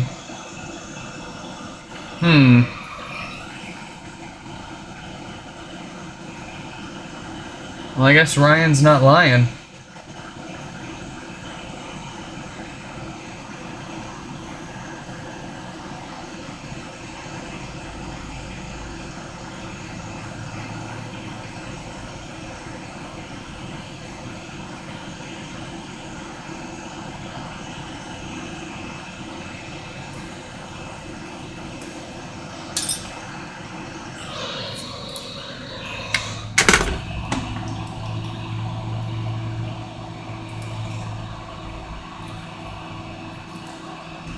What do you think, folks? You think this thing is going to configure? I don't think it's going to configure. I think it's stuck.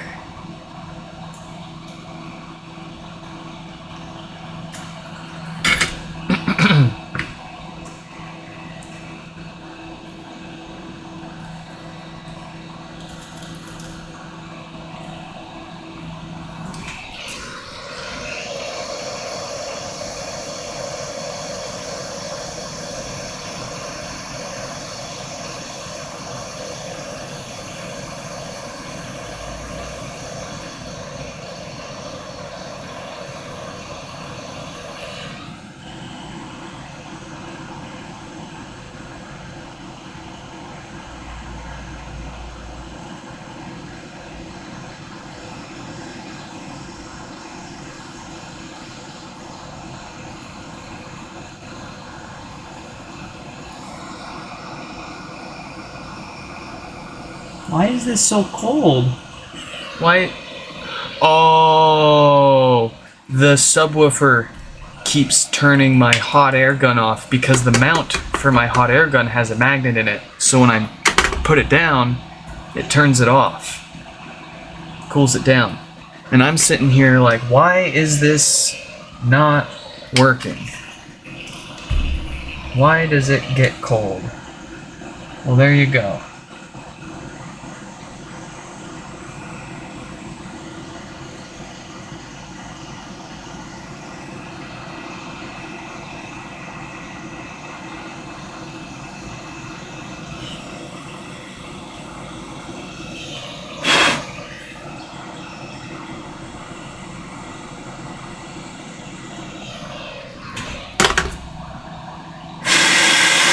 Alright, does it need a new Schottky diode?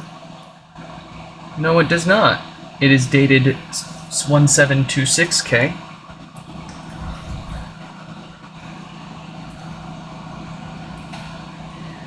So, before we put that back together, let's go ahead and kick off a software restore on Ryan's BrickPod here. Do a little bit of multitasking.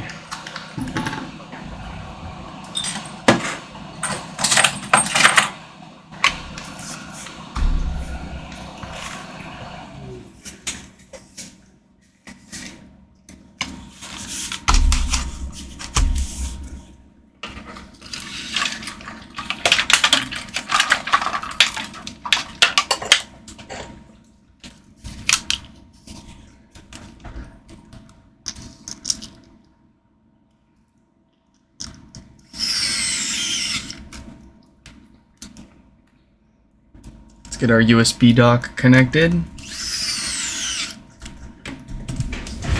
Let's break out the Mac. Yeah. I'm gonna put myself on Do Not Disturb so people don't dox themselves as I share my screen here. And let's make sure my IP is the same. Nope, it's changed. Mac screen. We are now 61.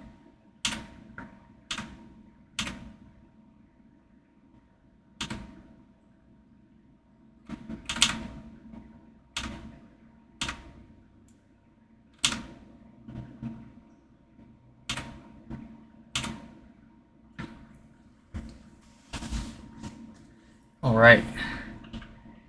If you will all close your eyes for just a second so I can enter my password.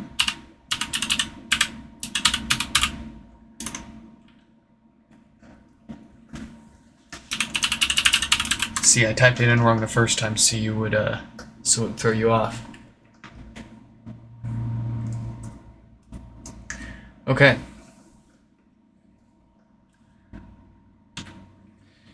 We are going to plug our USB cable into our computer.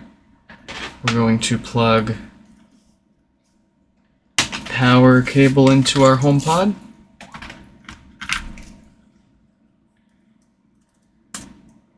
We're going to pwn it. We're going to reset it. We're going to try to restore it.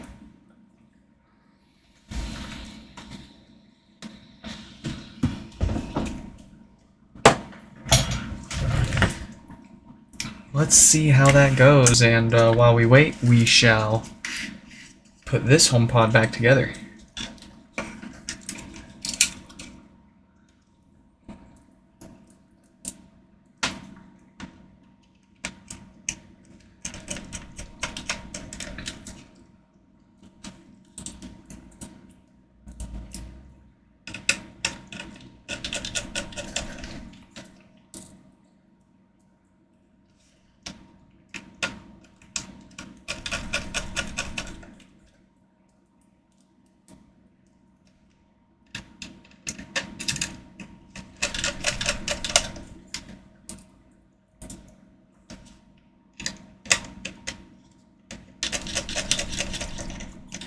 It looks like it's working.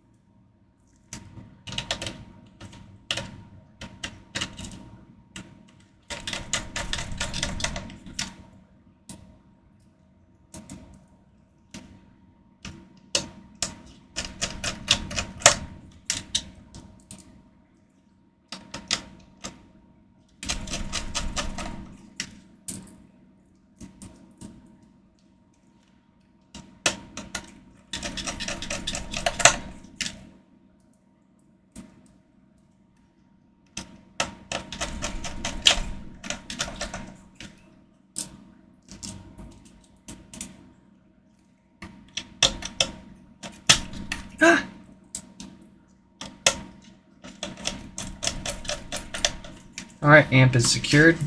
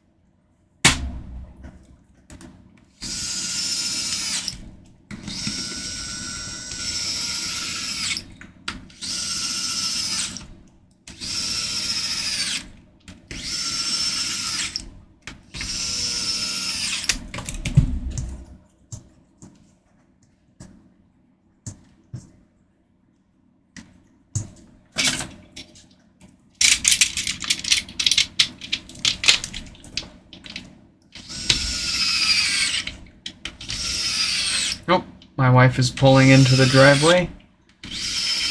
Give me just a minute here. I'm gonna help her bring stuff in, and we will be right back to fixing this stuff. I will be right back. I'm gonna leave this. I'll leave the stream going with the restore instead of just doing my BRB screen, so you guys can watch that restore progress. I'll be right back.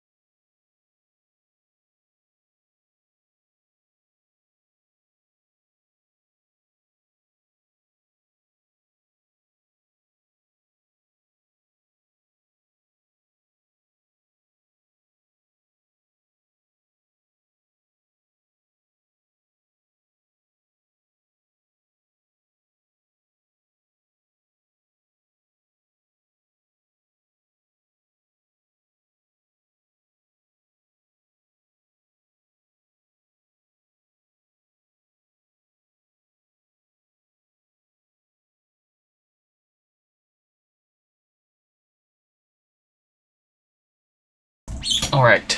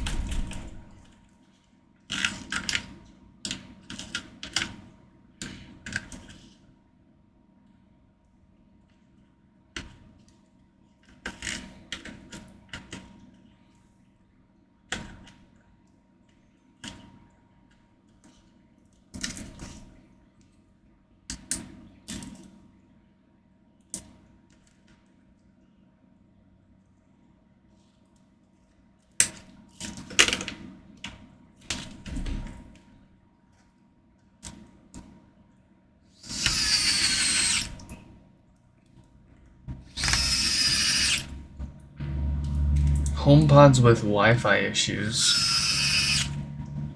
Wait, Miyako. What's up, man? Miyako! Oh my god. I hope you're doing alright out there. And yeah, I've absolutely heard of HomePods with Wi-Fi issues. Some of them it's the actual Wi-Fi, like the physical Wi-Fi chip that's giving up.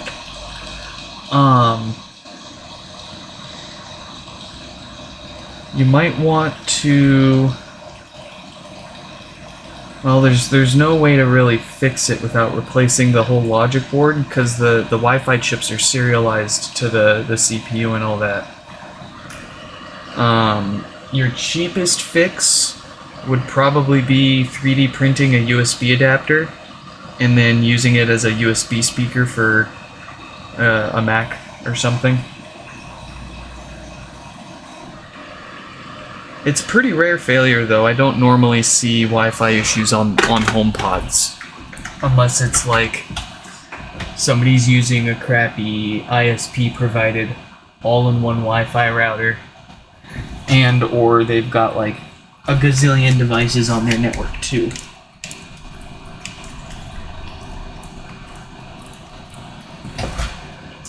But you, of all people, should have a pretty robust network setup, I imagine, so it's probably not that, and it might be just a physical hardware issue on the HomePod. Unless you haven't done any other testing, I'd be curious if what exactly your Wi-Fi issues are, like what kind of symptoms you're having, and if you've tried it with like any other Wi-Fi routers or at a friend's home or something. Hide it somewhere at a public library. Scare people with it.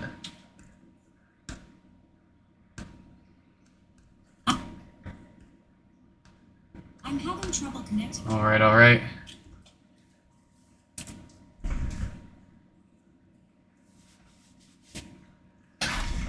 First gen HomePod that decided to give out months ago. So is it still set up and configured? It's just it keeps doing like I'm unable to connect to the Wi-Fi kind of thing? Or is it factory reset and it won't connect to Wi-Fi during the setup with your phone? If it's the former, if it's already set up and it's just not able to reconnect to Wi-Fi, you could, like I was saying, you could 3D print one of our USB adapters or buy one from us if you don't feel like making your own. And if you have a Mac, you can plug it via USB into your Mac and it'll show up as another sound output. But aside from that, it would be, if you sent it in to me, I would do a little bit of troubleshooting and make sure that it is indeed a hardware issue on that logic board, and then probably just replace the whole board outright. On the bright side, at least they don't serialize the whole board components, right? Like we can swap logic boards, we can swap amplifiers and displays all day. No problem. Okay. Let's see. I'm feeling good about Ryan here. We've got Haushin. I don't know how you pronounce that, I'm so sorry. But we've got them all fixed up. As for Ryan, let's see, Ryan 165. Alright, so Ryan opted for the additional hardware maintenance. So if this works, or whether it works or not, we're going to take it all the way apart and we're going to replace the same parts that caused all those other HomePods today to get sent in here, so hopefully they don't have to send it back into us ever again.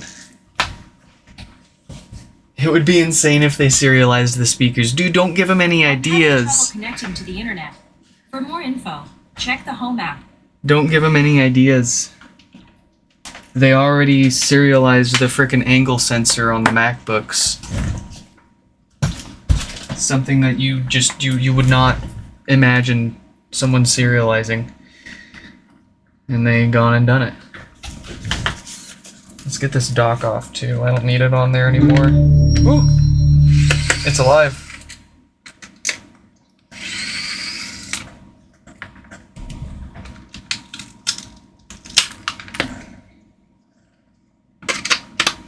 Okay. The next stage for this, we got it restored. It should be on 18.2 now. Let's set it back up and see if it configures.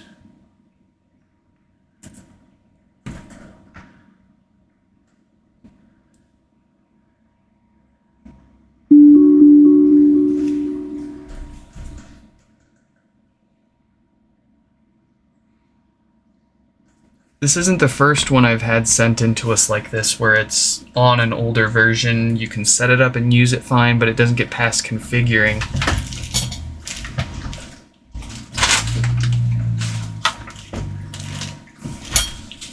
I'm gonna try texting number 59 here one more time. See if we can't get a hold of them.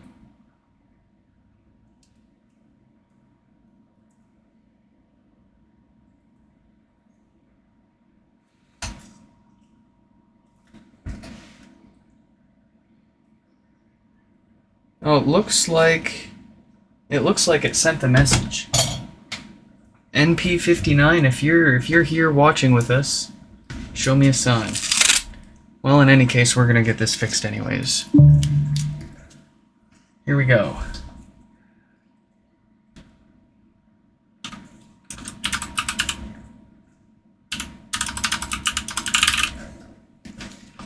We have got no lights, no power, no nothing going on there. We've got the usual power draw, a couple of watts at the wall. That all looks like the usual dead diode. Let's crack this open and get that fixed.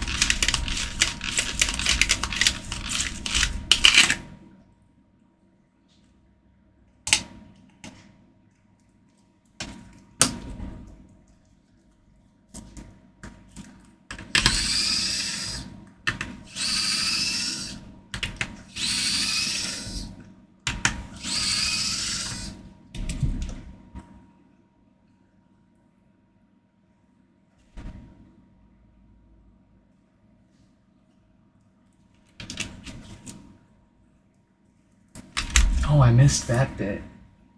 You tried, so you factory reset it, you watch it for the handshake, and it would start halfway through and then give up responding to the router. Ah, yes. That does sound a lot like... It does sound a lot like the hardware issue I'm thinking of. I'm assuming it's all up to date too, at least on like 18.0 or something.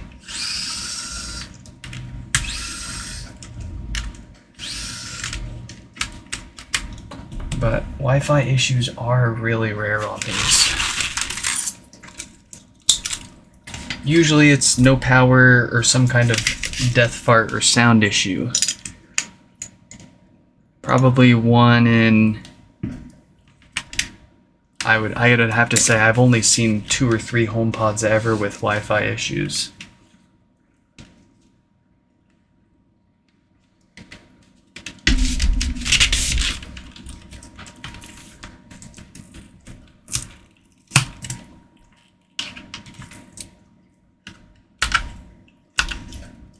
Oh, you know what else you should try too? Grab a test iPhone, create a brand new temporary test Apple ID just for testing, create a new home, and see if you can set the HomePod up with whole fresh new test everything. It's possible your Apple ID might have something wrong with it, or your current home might have something wrong with it, or your phone, whatever it is that you're using to try to set it up.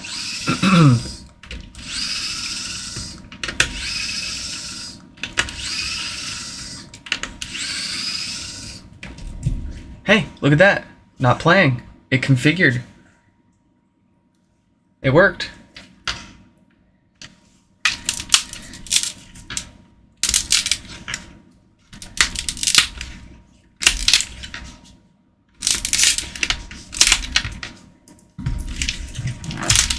All right, let's go ahead and reset. We'll remove that. And if it factory resets without killing itself, that's a great sign. It should be good to go, sans the hardware maintenance we'll do to it.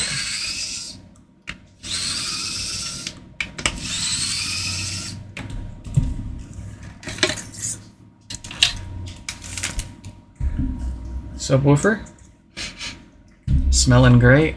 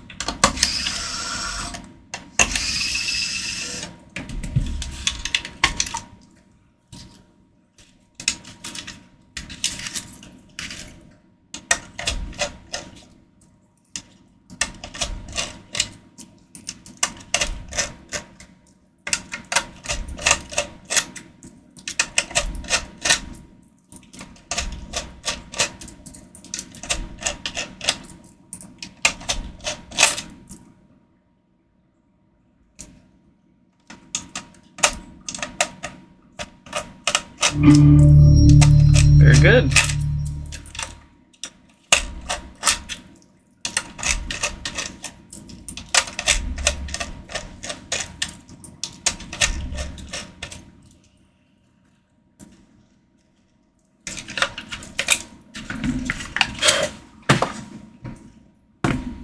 I'm going to put this to the side, and when we're done with number 59 here, we'll come back to Ryan and get them all maintained.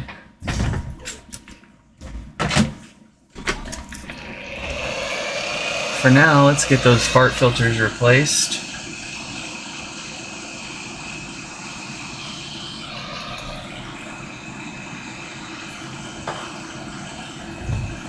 We are replacing these four ceramic capacitors because they naturally age. Whether they're being used or not, they lose their effectiveness at filtering unwanted DC voltage. This will cause death farts and all sorts of bass issues. And whether they're testing good or not, there's no telling how much longer they'll last. So I like to stay ahead of that and replace them while we got it. Even though it has nothing to do with their no power issue at hand. We've seen these filters failing often enough that we don't want to play those games. I don't want to get a HomePod I've already worked on back again for something we could have prevented, especially.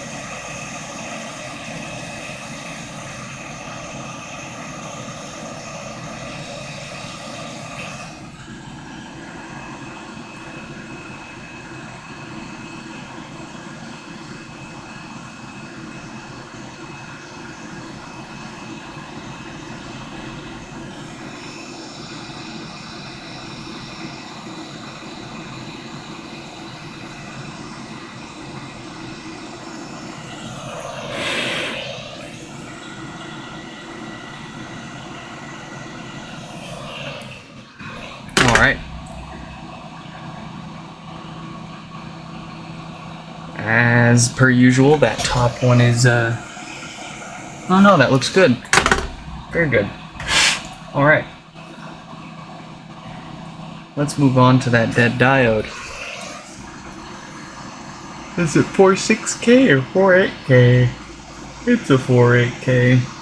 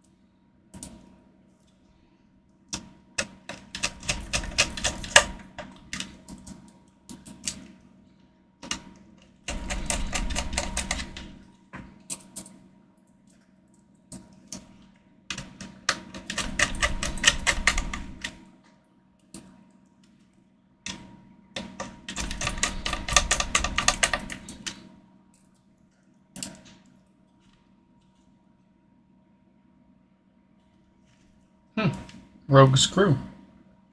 They're all there.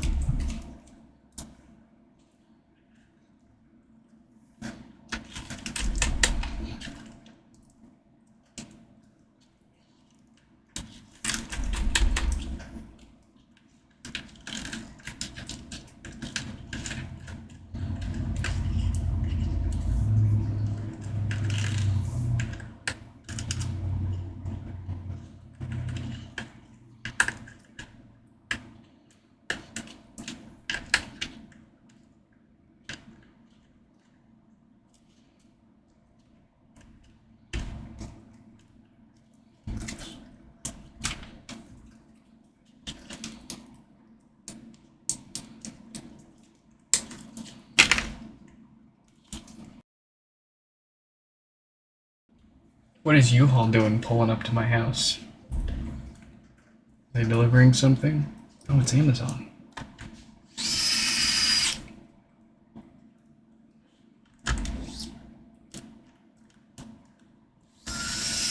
It's always kind of wild to me seeing like Amazon delivery drivers in like rental vans and like U-Haul vans.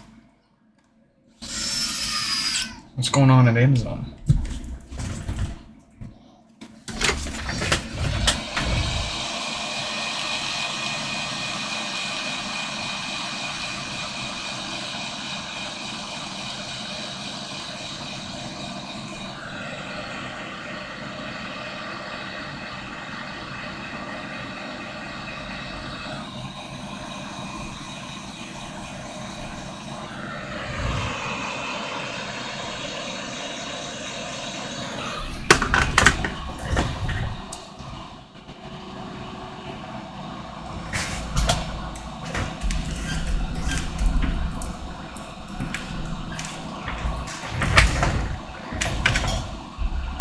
It's alive.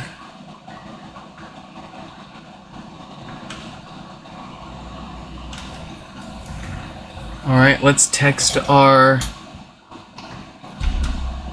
message our last repair for the day.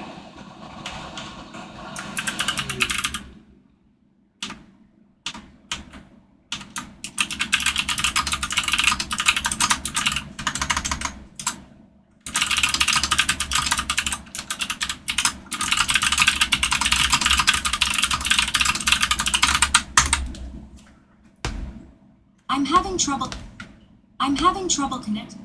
Very good.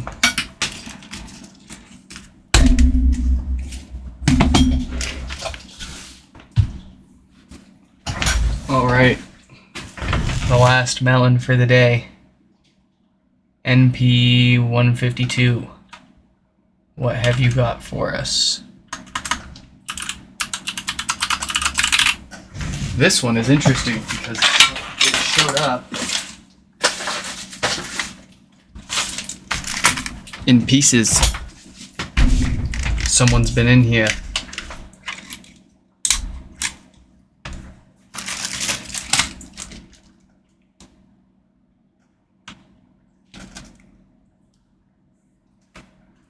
Alright, so they also want this plastic top that they broke replaced. They're opting for one of the cheaper ones that I've got sitting around.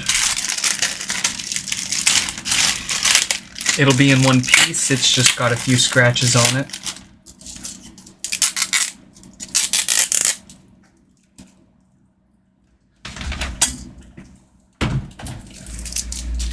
Okay. Here's our display.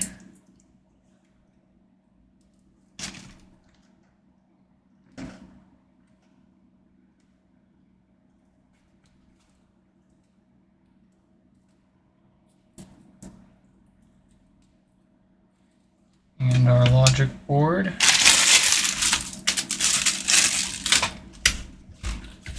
What are we dealing with here? Oh. Let's fix this up so it's not creasing the mesh any more than it has.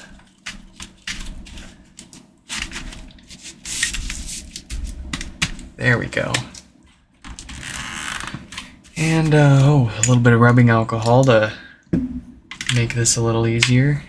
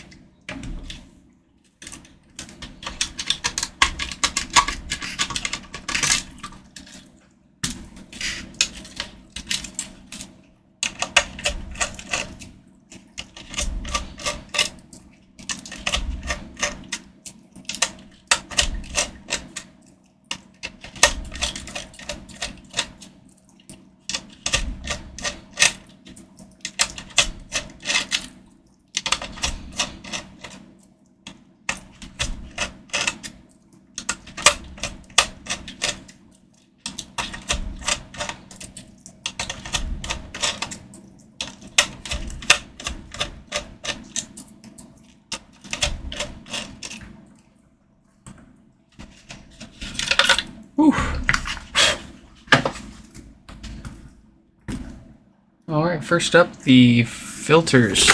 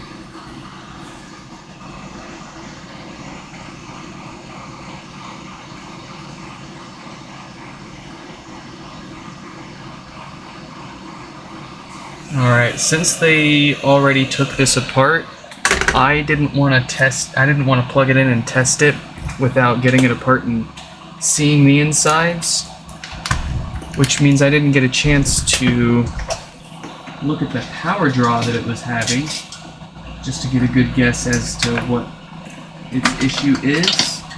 I think we all know it's the usual dead diode here, but we'll sanity check.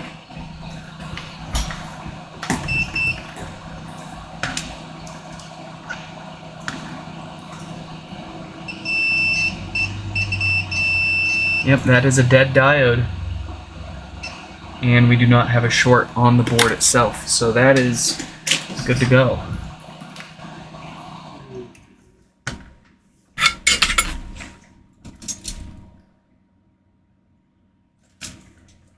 The good thing is replacing this with a brand new, bigger, better, stronger diode.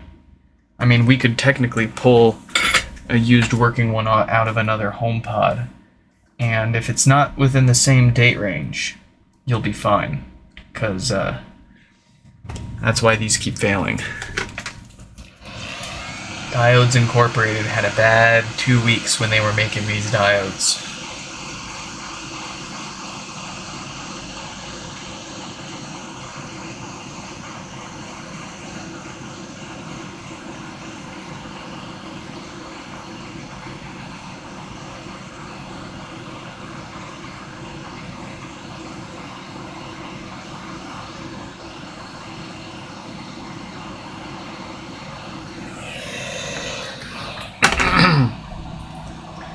Alright,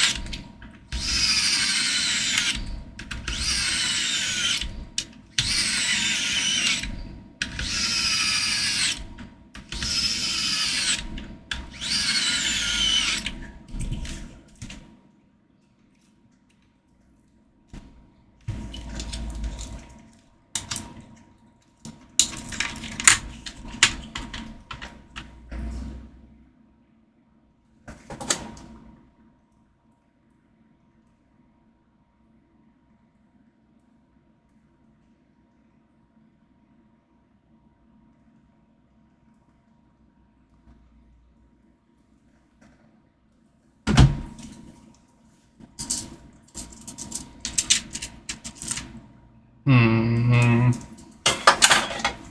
just going to replace that.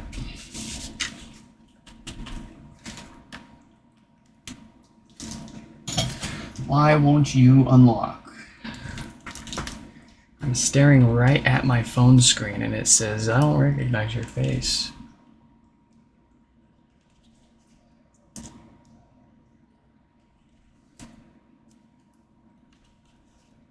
If you think Face ID is better than Touch ID, I want you to reconsider.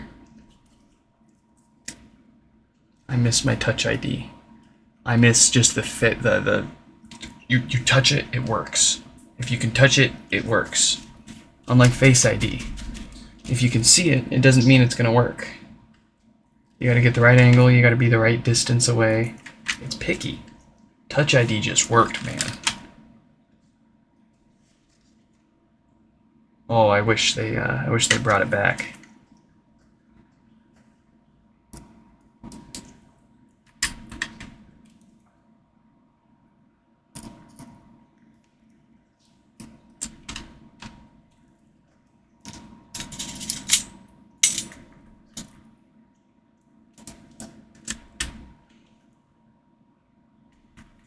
Like, don't get me wrong. Face ID is definitely more convenient in certain circumstances. But I would personally much rather have it work every time by touching my fingerprint to the screen or to a button than sit there and wiggle my phone around and hope that it gets the right angle of my face to unlock just for it to fail and have to enter my PIN anyways. Maybe this is a problem unique to just me. Maybe Face ID works perfectly for everyone else, and I'm special.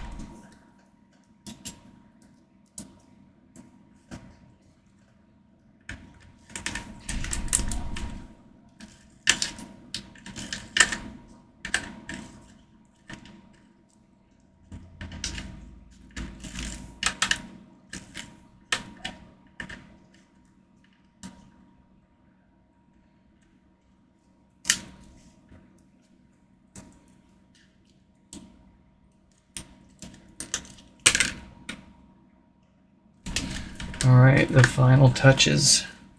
Let's get this down and get out of here.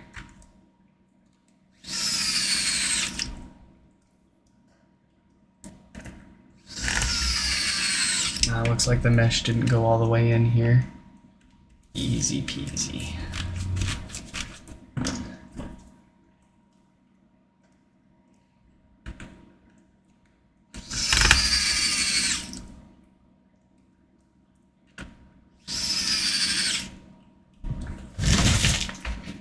And a top.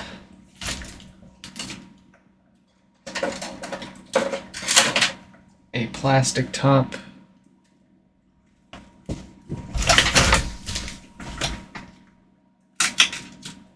Let's see.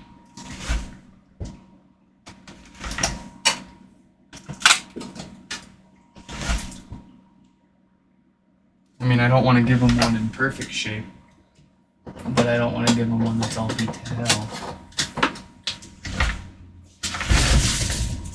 Here we go.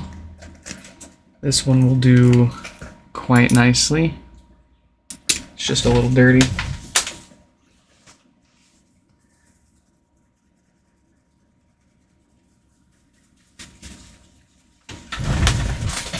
There we go. So this is what we'll use to replace their cracked one. It's not in perfect shape, but it's in rather great shape. I mean, you can't even see the scratches on the camera here, but I will tell you it does have a few. It does have a couple right here and there, but it's way better than what they've got. So let's get this stuff back on there and let's get out of here.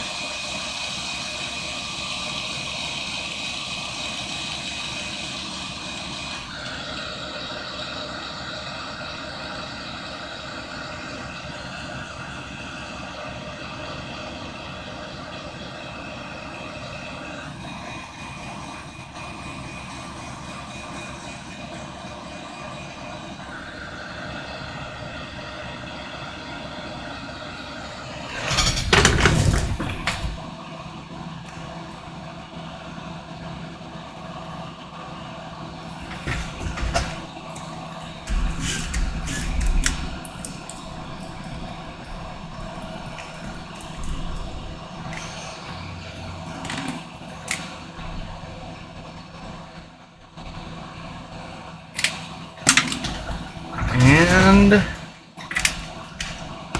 it's alive.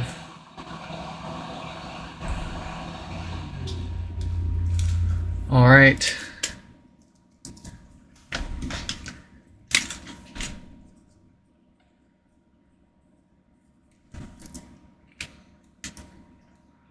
$152.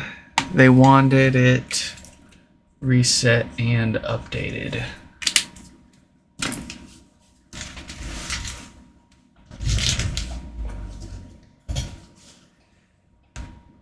I'm having trouble connecting. Very good. I'm having trouble. Very good. All right, folks. That is all that I've got the time and energy for here and now. Of course, we've always got more to get fixed. I think there's 11, 12, 13, 14. Yeah, there's about 14 more that still need to get fixed, give or take. And I'm sure more will show up tomorrow and the day after and so on and so forth. I hope you all enjoyed this live stream repair, and I hope to catch you in the next one. Goodness, 4 hours? This might be the longest one we've done yet. Awesome. Well, once again, thank you all for joining, and I hope to catch you in the next one. Goodbye.